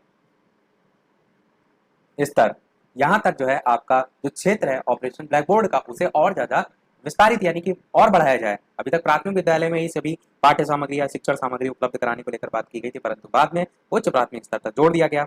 और इसके साथ साथ ये तो आप नॉर्मली लिखेंगे ही लिखेंगे कि ये सारी इसमें मेन चीजें थी, बाकी तो पॉइंट आपको वही सब में रखने हैं। जैसे कि आप कह सकते हैं जो प्राथमिक शिक्षा है उसकी गुणवत्ता जो है उसमें सुधार लाना, या कह सकते हैं जो हिरास और अवरोध की समस्या थी, जिसको मैंने बताया था आपको, अपव्यय और अवरोधन की समस्या थी, उसको भी कहीं ना कहीं कम करना। और जो वातावरण एक विद्यालय का होता था पहले, वो इतना आकर्षक नहीं होता था कि बच्चे खींचे उसकी ओर, तो उसको भी कहीं ना कहीं रुचिकर बनाना। और पाठ्यक्रम में भी थोड़ा बहुत जो है ऐसी चीजों को शामिल करना जो कि बच्चों को इंटरेस्ट ले। मुख्यतः सारी चीजें सुधार लाने से ही संबंधित थी। अब ये प्रश्न आपका लघु में आएगा तो आप ऐसा थोड़ा नहीं है 2 लाइनें लिख के चले आएंगे, लिखना वो सारी चीजें है, पर इन पॉइंट को अवश्य आपको याद रखना है। अब अगर बात करें यहाँ पर सामग्री से रिलेटेड ऑपरेशन ब्लैक बोर्ड में, तो आप पॉइंट वाइज कह सकते हैं कि जैसे प्राथमिक जो या प्रत्येक जो विद्यालय उसमें कम से कम 2 आपके कमरे, बरामदा सहित वाले भवन जो है वो उपलब्ध कराने को लेकर बात की गई थी। फिर जो शिक्षक उपकरण हैं उनको लेकर बात की गई थी। इसी प्रकार कक्षा शिक्षक जो सामग्री है उसको लेकर बात की गई थी। खेल सामग्री और खिलौने उनको लेकर बात की गई थी। जो विज्ञान किट होती है जिससे बच्चे किसी प्रकार का प्रयोग करें सीखें, उनको लेकर बात की गई थी।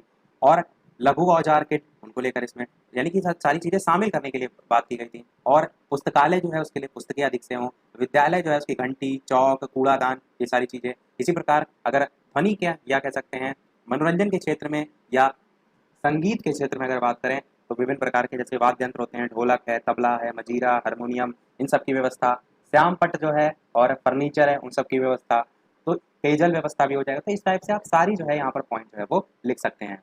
उसके बाद एक पॉइंट आपको इस संशोधन के बाद भी याद रखना है, 1992 में जब संशोधन हो गया तो क्या कुछ पॉइंट थोड़े बहुत बदले। तो एक पॉइंट आपका ये था कि जो नामांकित बच्चे थे उनके आधार पर जहाँ आवश्यक हो उन प्राथमिक विद्यालयों में 3 अध्यापक और 3 कमरों की जो व्यवस्था है वो की जाए। और यदि बात करें थोड़ा सा सभी वर्गों को ऊपर उठाने या शिक्षा प्रदान करने के संबंध में, तो आप ये भी कह सकते हैं पॉइंट कि ऑपरेशन ब्लैक बोर्ड जो योजना है उसको छोड़कर बाकी सभी जो विद्यालय हैं, विशेषकर अनुसूचित जाति और जनजाति के क्षेत्र में, उनके विद्यालयों में सारी चीजें जारी रखी जाएं। ये सारी चीजें थी, पर मेन पॉइंट आपका उच्च प्राथमिक स्तर वाला और ये एक 3 अध्यापक और 3 कमरों वाला, ये ध्यान रखिएगा। अब तो हम सन की बात कर लेते हैं जो आपसे पूछे जा सकते हैं, इनको सब रफ कर देते हैं। एक सन तो आपका है दुर्गाबाई देशमुख समिति। तो जल्दी से बताइए सब लोग, इसका सन क्या था, कब आई थी ये दुर्गाबाई देशमुख समिति। और दूसरा आपका हंसा मेहता समिति। बस आपको सन पता होना चाहिए क्योंकि यहाँ से अधिकतर यही पूछा जो है वो जा सकता है। तो दुर्गाबाई देशमुख समिति आपकी आई थी 1958 में और हंसा मेहता समिति आपकी आई थी 1962 में। दुर्गाबाई देशमुख समिति की अगर बात करें तो आप इसमें एक पॉइंट ये याद रख सकते हैं कि शिक्षकों हेतु राष्ट्रीय पुरस्कार प्रारंभ करने को लेकर इसमें बात की गई थी। शिक्षकों के लिए राष्ट्रीय पुरस्कार जो है वो प्रारंभ करने को लेकर बात की गई थी। और हंसा मेहता समिति का एक प्रसिद्ध कथन है जो हो सकता है आपसे पूछ लिया जाए। इन्होंने कहा कि यदि नए समाज का निर्माण ठोस आधार पर करना है तो जो स्त्रियां हैं उनको वास्तविक और प्रभावपूर्ण ढंग से पुरुषों के समान अवसर देने चाहिए। तो इससे ये भी समझ में आ रहा है कि किस पर बेस्ड तथा समान अधिकार को देने पर, से भी आप दोनों चीजें याद रख सकते हैं। बात करते हैं अब नेक्स्ट पॉइंट की। नेक्स्ट पॉइंट है आपका, टॉपिक है आपका पी मोस्ट। इसके अलावा वीडियो समझ में आ रहा हो, चीजें सभी समझ में आ रही हो तो सभी लोग वीडियो को लाइक भी अवश्य जो है वो कर दीजिएगा। आप ही के लिए यहाँ पर सारी मेहनत की जा रही है तो एक लाइक तो आपका वीडियो पर बनता ही है। तो पी मोस्ट के बारे में जानते हैं। सबसे पहले यहाँ से आती है इसकी फुल फॉर्म। तो फुल फॉर्म इसकी होती है programme of mass orientation for school teachers. यहाँ पर सारे जो लिखे हैं इसी के अकॉर्डिंग है। एक बार मैं फिर से रिपीट करता हूँ। पी से आपका होगा प्रोग्राम, ऑफ आपका साइलेंट रहेगा, फिर आपका एम से आएगा मास, ओ से आएगा ओरिएंटेशन और एस जो है इससे आएगा स्कूल। पर आपका ओरिएंटेशन और स्कूल के बीच में रहता है फॉर एस से स्कूल और टी से टीचर्स। तो programme of mass orientation for school teachers. Full form आपको सभी की पता होना चाहिए क्योंकि प्रीवियस ईयर में देखेंगे तो एक बार फुल फॉर्म आपकी काफी पूछी गई थी। तो इसमें क्या ऐसा खास था उसको जानने से पहले आपको पता होना चाहिए इसका सन, यानी कि 1986 में ये आया था। या कह सकते हैं जो मेन संबंधित था वो आपका 1986 में था, परंतु प्रभावी रूप से जो आपका आया था वो 1987 में जो है वो आपका आया था। तो जो मेन सन है वो आप इस 1987 को याद रखिए। 6 के संबंध में आप क्या याद रखना है, वो आपको ये याद रखना है कि 1987 में जब ये आया था तो इसका जो मेन इसमें पॉइंट था वो ये था कि 1986 में जो आपकी राष्ट्रीय शिक्षा नीति आई थी उसकी मूल संस्थितियों से अवगत कराना इसमें मेन पॉइंट था। दूसरा आपका पॉइंट इसमें यह था कि जो आपका ऑपरेशन ब्लैक बोर्ड आया था इसी 1987 में, उसमें उपलब्ध जो सामग्री है उस पर भी कहीं ना कहीं उसका समुचित उपयोग हो, उस पर भी इसमें बल दिया गया था। आप यही चीज देख रहे हैं कि प्रोग्राम है ही आपका स्कूल टीचर से संबंधित। और अच्छा ये भी आपको पता होना चाहिए जो पी मोस्ट है इसकी हिंदी में फुल फॉर्म क्या है। तो इसकी हिंदी में फुल फॉर्म होती है सेवारत अध्यापकों का विस्तृत अभिविन्यास कार्यक्रम। फिर से रिपीट कर रहा हूं मैं, सेवारत अध्यापकों का विस्तृत अभिविन्यास कार्यक्रम। हिंदी इंग्लिश दोनों में आपको फुल फॉर्म पता होना चाहिए। तो ये हो जाएगा आपका पी मोस्ट। तो 2 पॉइंट आपको मैंने बताया, बस 2 याद रखिएगा। पहला पॉइंट 1986 की मूल संस्थितियों से अवगत कराना या 1986 की जो शिक्षा नीति उससे अवगत कराना। और दूसरा आपका क्या है, जो ऑपरेशन ब्लैक बोर्ड योजना में उपलब्ध सामग्री थी उसका समुचित उपयोग पर जो है वो बल देना। इसको रब करते हैं, देखते हैं आपकी नेक्स्ट आपकी कौन सी है, एसओपीटी। सबसे पहले एसओपीटी की फुल फॉर्म, तो फुल फॉर्म होती है स्पेशल ओरिएंटेशन फॉर, या ऑफ लगाएंगे आप, यहाँ पर आपका ऑफ आएगा, special orientation of primary teachers. ये इसकी फुल फॉर्म हो गई। हिंदी में क्या कहेंगे आप, प्राथमिक शिक्षकों का विशेष अनुस्थापन कार्यक्रम। प्राथमिक शिक्षकों का विशेष अनुस्थापन कार्यक्रम। और सन की बात करें तो आप क्या कहेंगे, 1993 से लेकर के 1994, ये आपका सन हो जाएगा। अब एसओपीटी में ऐसा क्या खास था, एसओपीटी में आप कह सकते हैं जो प्राथमिक स्तर के जो अध्यापक हैं उनको प्रशिक्षण देने का कार्य। अब जैसे मैं भी अध्यापक हूं तो क्या मैं आपको जो पढ़ा रहा हूँ ऐसा तो है नहीं मुझे जन्मजात सारी चीजें आती हैं, मुझे भी किसी ने पढ़ाया होगा। तो जो अध्यापक हैं उनको भी तो प्रशिक्षण की आवश्यकता होती है। तो वही चीज इसमें थी एसओपीटी में कि जो प्राथमिक शिक्षक हैं उनका विशेष अनुस्थापन कार्यक्रम, फुल फॉर्म मैंने बताई, तो प्राथमिक स्तर के अध्यापकों का प्रशिक्षण। तो आप इस प्रकार से लिख सकते हैं, प्राथमिक, शॉर्ट में मैं लिखता हूँ प्राथमिक स्तर के अध्यापक, इनका जो है वो प्रशिक्षण। और ये चीजें आपको रटने की आवश्यकता नहीं है, क्यों, क्योंकि इसकी फुल फॉर्म में ही वो कह रहा है, कह ही रहा है वो कि special orientation of primary teachers. यहाँ पर देखिए क्या है, पीटी का मतलब प्राइमरी टीचर, मेन आपका प्राइमरी टीचर्स इसकी फुल फॉर्म से निकल के आ रहा है, उससे भी आप इसे याद रख सकते हैं। आया 1993 से 4 में था। और इसमें भी पी मोस्ट की तरह ऑपरेशन जो ब्लैक बोर्ड था उसके अंतर्गत जो उपलब्ध सामग्री थी उसके समुचित प्रयोग पर बल देने को लेकर बात की गई थी। ये हो गया आपका एसओपीटी, इसको भी रब करते हैं। नेक्स्ट देखते हैं आपका डीपीईपी। DPEP DPEP. सबसे पहले डीपीईपी की फुल फॉर्म, ये पूछा बहुत जाता है, इंपॉर्टेंट, मैं इसलिए यहाँ पर लिख भी देता हूँ। डीपीईपी की full form district primary education programme.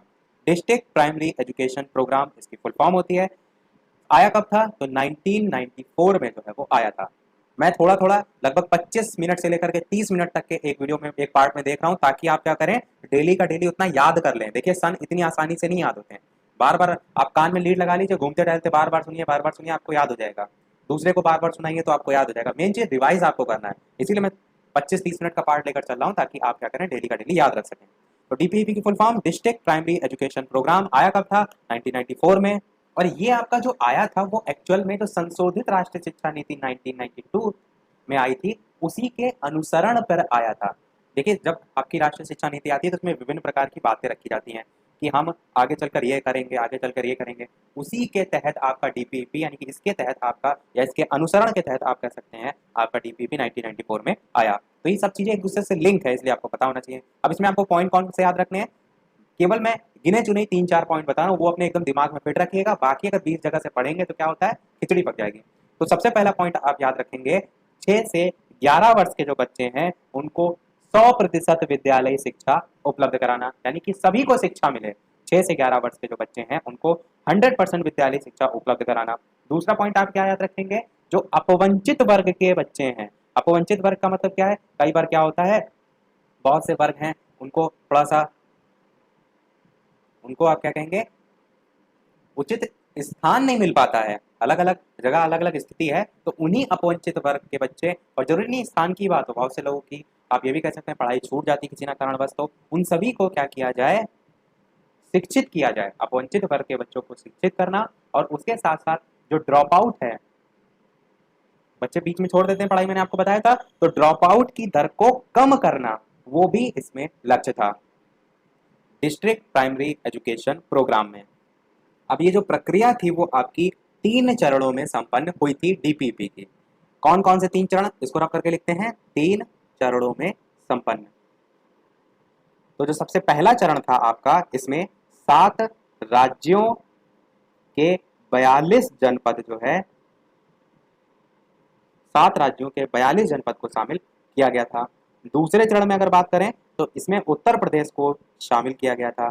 ये आपको अवश्य ध्यान रखना है, उत्तर प्रदेश को शामिल किया गया था। कब किया गया था? तो 1997 में जो है वो किया गया था। और इसमें कुल 22 जनपद जो है उनको शामिल किया गया था। तीसरे चरण की बात करें तो इसमें कुल 32 जनपद को जो है वो शामिल किया गया था। और कब किया गया था? तो सन 2000 में जो है वो किया गया था। इतनी चीजें आपको बिल्कुल जो है वो याद रखनी है। अच्छा, थोड़ा सा जो आपका पहला वाला चरण है उसको ट्रिक से भी आप जोड़ सकते हैं। डीपीईपी आप कैसे ट्रिक से जोड़ेंगे इसको भी देख लीजिए। तो डीपी में वर्ड आ रहा है डीपी 4, 2 में वर्ड आपका आ रहा है 2, 4, और जो ये 7 राज्य लिखा है इसमें वर्ड आ रहा है 7। तो आप टोटल सेंटेंस को क्या कह सकते हैं कि 2-4 लोग साथ में डीपी खिंचा लेते हैं। डीपी मतलब वही होता है ना कि व्हाट्सएप की आप जो भी प्रोफाइल पिक्चर लगाते हैं। तो 2-4 से आप याद रखेंगे, 2 को ध्यान रखिएगा, इधर लिखा है, 4 उधर लिखा है, 42 जनपद, 24 ना, इसको याद कर लीजिएगा। 2-4 तो आपका सेंटेंस बनाने के लिए, 2-4 लोग साथ में मतलब 7 राज्य, और डीपी मतलब खिंचाते रहते हैं, तो डीपीईपी से तो आपको तुरंत याद आ जाएगा डीपीईपी में आपका ये है। एक याद रहेगा, दूसरा आपको खुद याद आ जाएगा, क्योंकि 42 में डायरेक्ट सीधे 22 जनपद आया, फिर आपका 32 आया है, 42, 22, 32। एक याद रखेंगे तो दोनों तीनों याद रखने में आसानी होगी। उत्तर प्रदेश को शामिल किया गया था दूसरे में, ये भी आप ध्यान रखिएगा। अब बात करते हैं हमारा मोस्ट इंपॉर्टेंट, वो है यशपाल समिति। यहाँ से भी बहुत प्रश्न पूछे जाते हैं हर साल। वैसे कोठारी आयोग तो बहुत हर बार पूछा जाता है, जो मैंने आपको बताया था, पर यशपाल समिति भी आपसे कहीं ना कहीं प्रश्न पूछ लिया जाता है। यशपाल समिति से सबसे पहला प्रश्न कब आया? तो आप क्या कहेंगे, 1992 से 93। दूसरी चीज, इसे और किस नाम से जाना जाता है? तो आप क्या कहेंगे, राष्ट्रीय सलाहकार समिति। इसके अलावा इसमें एक मोटो या कह सकते हैं नारा भी था, जिसका नाम क्या था, शिक्षा बिना बोझ के। शिक्षा बिना बोझ के। अच्छा, ये जो समिति बनाई थी, अगर ये पूछा जाए कि किसके द्वारा बनाई गई थी, तो भारत सरकार के जो मानव संसाधन विकास मंत्रालय है, उसने एक राष्ट्रीय सलाहकार समिति जो है वो बनाई थी। इसी का नाम है यशपाल समिति का। और इस समिति में देश भर जो है उसके 8 शिक्षाविद जो है उनको शामिल किया गया था। अध्यक्ष की बात करें कौन थे इसके, तो प्रोफेसर यशपाल जो है इसके अध्यक्ष थे, प्रोफेसर यशपाल। अब इसका जो यहाँ पर मोटो है शिक्षा बिना बोझ के, इससे इसको जोड़कर समझिए। इसमें क्या हुआ कि शिक्षा के, या आप कह सकते हैं समिति को इस बात पर इसमें विचार करना था कि शिक्षा के जो सभी अलग अलग स्तर हैं, लेवल हैं, चाहे वो प्राथमिक हो चाहे उच्च प्राथमिक हो, उस पर विद्यार्थियों, विशेषकर जो छोटी कक्षा के विद्यार्थी हैं, उस पर पढ़ाई के दौरान पढ़ने वाला जो बोझ है, पढ़ने वाला जो बोझ है उसको कैसे कम किया जाए, ये इसमें सबसे महत्वपूर्ण पॉइंट था। यही आपको एकदम दिमाग में बैठा के रखना है। और दूसरी चीज इसी में जोड़कर आप याद रखेंगे कि साथ ही साथ शिक्षा की जो गुणवत्ता है उसमें कैसे सुधार किया जाए, वो भी इसमें जो है वो रखा गया था। प्लस मतलब बढ़ाना, इसलिए मैंने उसको शॉर्ट में प्लस जो है वो लिख दिया है।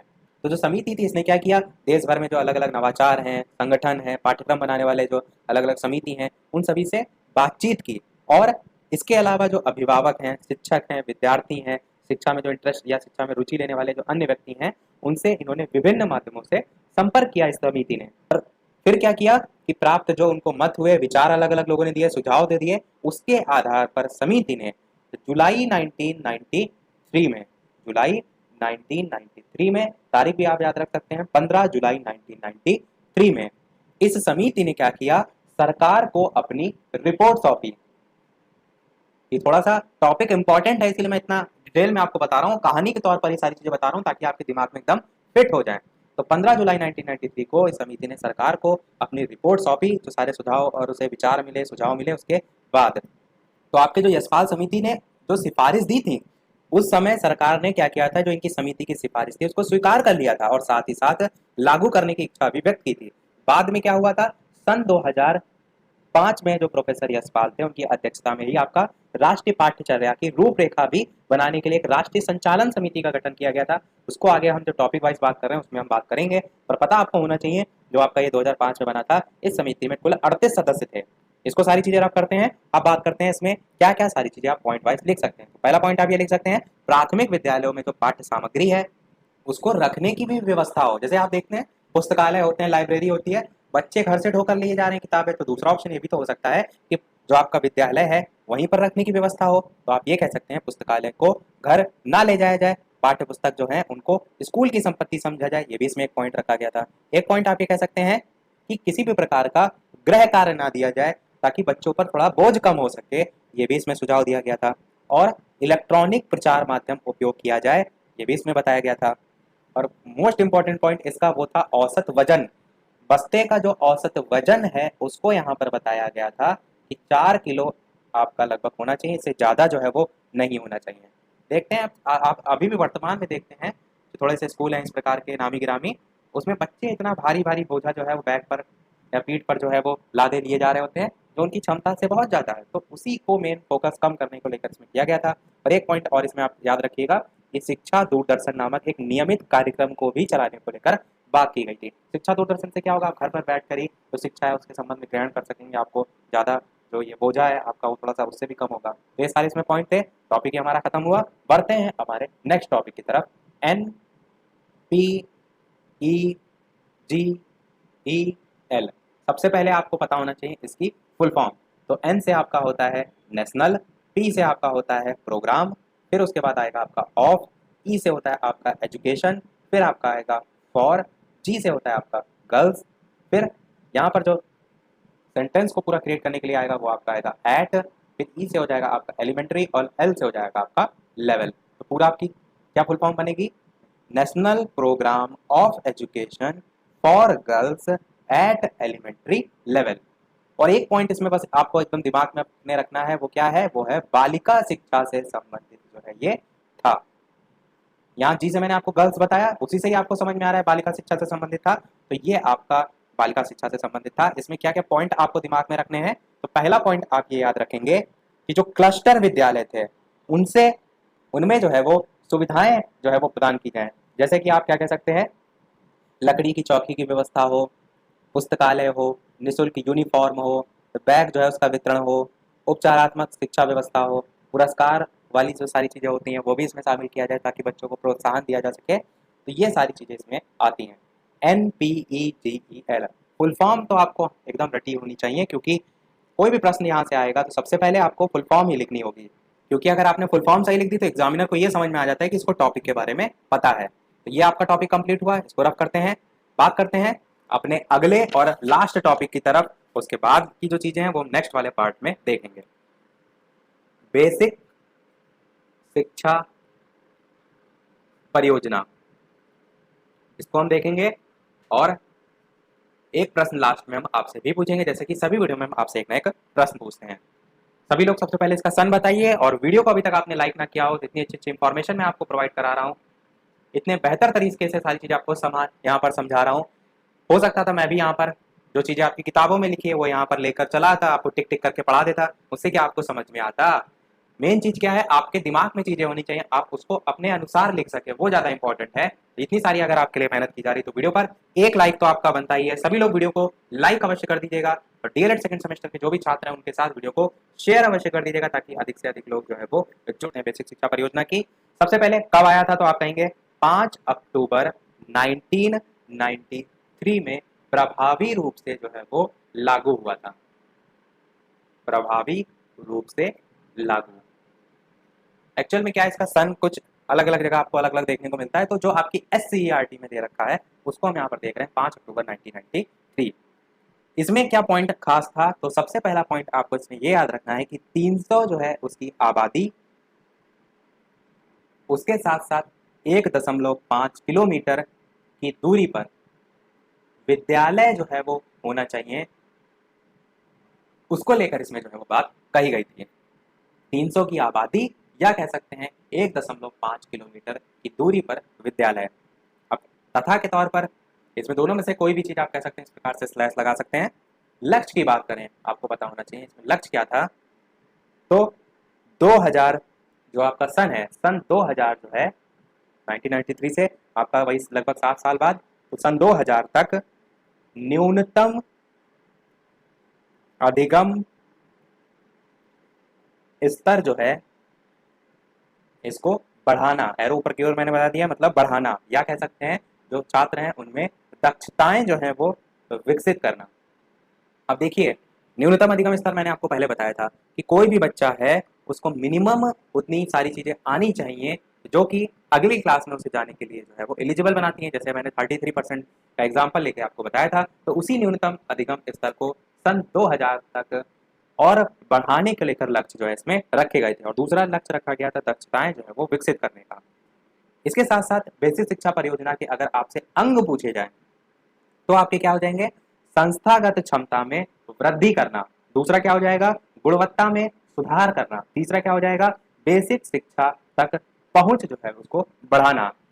तो ये लगभग लगभग आप वही कह सकते हैं जो उसके उद्देश्य हैं, वही अंग के रूप में भी आपके लिखे हैं। तो ऐसा होता है ना कि पेपर में आपसे अंग पूछ लिया गया, अब आप सोचते हैं शायद कोई और पॉइंट हो, तो नहीं, ये वही पॉइंट है जो कि आप कह सकते हैं इसमें लक्ष्य के तौर पर रखे गए थे। बेसिक शिक्षा परियोजना जो है ये आपका हो गया। तो ये आपके टॉपिक से एक प्रश्न ये भी पूछा जा सकता है कि कितने जनपदों में ये क्रियान्वित जो है वो की गई थी जब इसे प्रारंभ किया गया था, तो 17 जनपदों में जो है ये क्रियान्वित की गई थी। और ये जो परियोजना थी वो आपकी वर्ष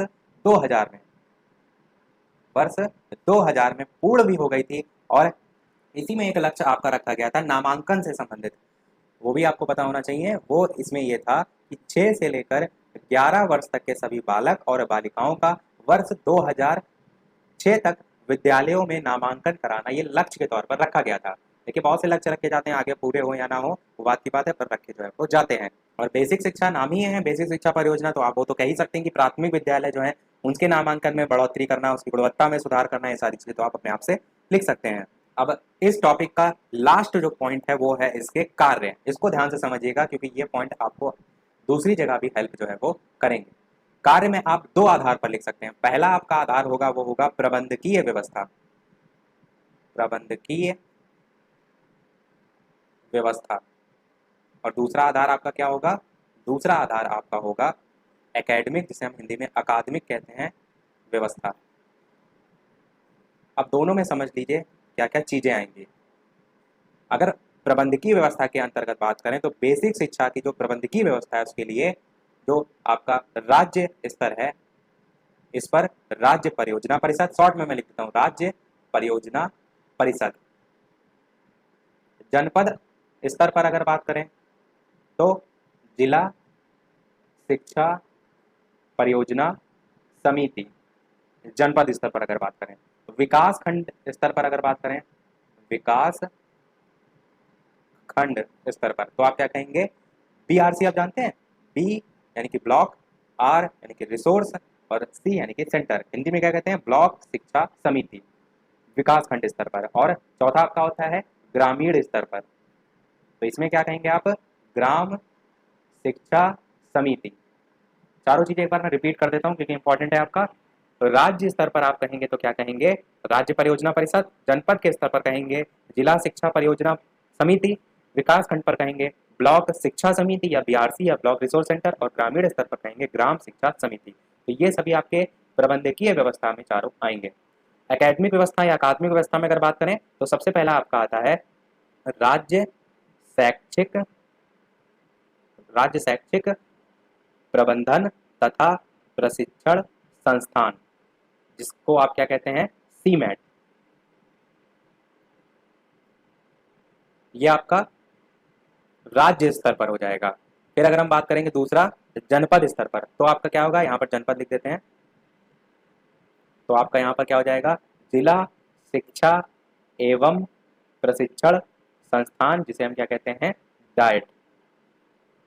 मैं पूरा इसलिए नहीं लिख रहा हूँ, वीडियो बहुत ज़्यादा लेंदी हो जाएगा, क्योंकि आप ध्यान से सुन तो रही हैं, आप इसको बार बार सुनिएगा, रिवाइज कीजिएगा, आपको चीज़ें याद रहेंगी। तीसरा आपका क्या हो जाएगा, ये हो गया पहला वाला राज्य स्तर पर, दूसरा हो गया जनपद स्तर पर, तीसरा होगा विकास खंड स्तर पर। ऊपर आप देख रहे हैं ना, हमने 3-4 टाइप से देखे थे। तो विकास खंड स्तर पर अगर बात करें तो आप क्या कहेंगे, यहाँ पर भी BRC आपका होता है, BRC यानी कि ब्लॉक संसाधन केंद्र। और यहाँ पर जो चौथा होता है वो होता है आपका न्याय पंचायत स्तर पर, न्याय पंचायत स्तर। तो इसमें आपका क्या होता है, NPRC होता है, NPRC की फुल फॉर्म होती है न्याय पंचायत, और R से आपका रिसोर्स होता है, C से सेंटर होता है। NPRC की इंग्लिश में फुल फॉर्म ये होती है, हिंदी में आप क्या कहेंगे, न्याय पंचायत संसाधन केंद्र। तो इस प्रकार से आपकी इसकी भी हो जाएगी। तो ये आपके कार्य के अंतर्गत आते हैं प्रबंधकीय व्यवस्था और एकेडमिक व्यवस्था। ये केवल कार्य में आपको नहीं हेल्प करेंगे, आपको पता चलेगा इससे कि कौन से लेवल पर किसमें सारी चीजें आती हैं, किसके अंतर्गत कौन आता है, किसके अंतर्गत कौन। तो कोई इसी टाइप का प्रश्न आपसे और दूसरे तरीके से पूछा जाएगा तो भी आप जो है वो कर ले जाएंगे। अब हम क्या करते हैं, जैसे कि सभी वीडियो में हम आपसे एक ना एक प्रश्न पूछते हैं, तो इसी से मिलता जुलता आपका एक और परिषद होता है, उसका सन मैं यहाँ पर पूछ रहा हूँ। वो सन है आपका बेसिक शिक्षा परिषद। ये आपको बताना है। अभी तक जो हम पढ़ रहे थे वो आपका था बेसिक शिक्षा परियोजना, ये है बेसिक शिक्षा परिषद। इसका गठन जो है वो कब हुआ था, ये आपको बताना है। 4 मैं यहाँ पर ऑप्शन भी दे देता हूँ, चलिए आपकी सहूलियत के लिए। ए ऑप्शन है आपका 1993, बी ऑप्शन है आपका 1972, सी ऑप्शन है आपका 1986, और डी ऑप्शन है आपका इनमें से कोई नहीं। तो सभी लोग अपना उत्तर वीडियो के मेन कमेंट में टाइप करके बताइएगा। और इससे पहले कि अगर वीडियो आपको देख, सभी पिछले वीडियो आपको वीडियो के डिस्क्रिप्शन में, टेलीग्राम पे, प्लेलिस्ट में सभी जगह मिल जाएंगे। फिर भी यदि ना मिले तो फेसबुक पर बालाजी स्टडी अड्डा सर्च करके आप वहाँ पर मैसेज मुझे कर सकते हैं, या इसी वीडियो के कमेंट में भी आप टाइप करके सभी वीडियो की प्लेलिस्ट जो है वो मांग सकते हैं। मैं लिंक एक साथ जो है वो प्रोवाइड करा दूंगा। तो आज में इतना ही। इसके आगे का जो पोर्शन है वो देखेंगे नेक्स्ट पार्ट में। टाइम में इतना ही। वीडियो पसंद आया हो तो लाइक अवश्य कीजिएगा, चैनल पर नए हो तो सब्सक्राइब जरूर कीजिएगा। चलिए मिलते हैं अगले वीडियो में नए टॉपिक के साथ। नमस्कार, थैंक फॉर वॉचिंग।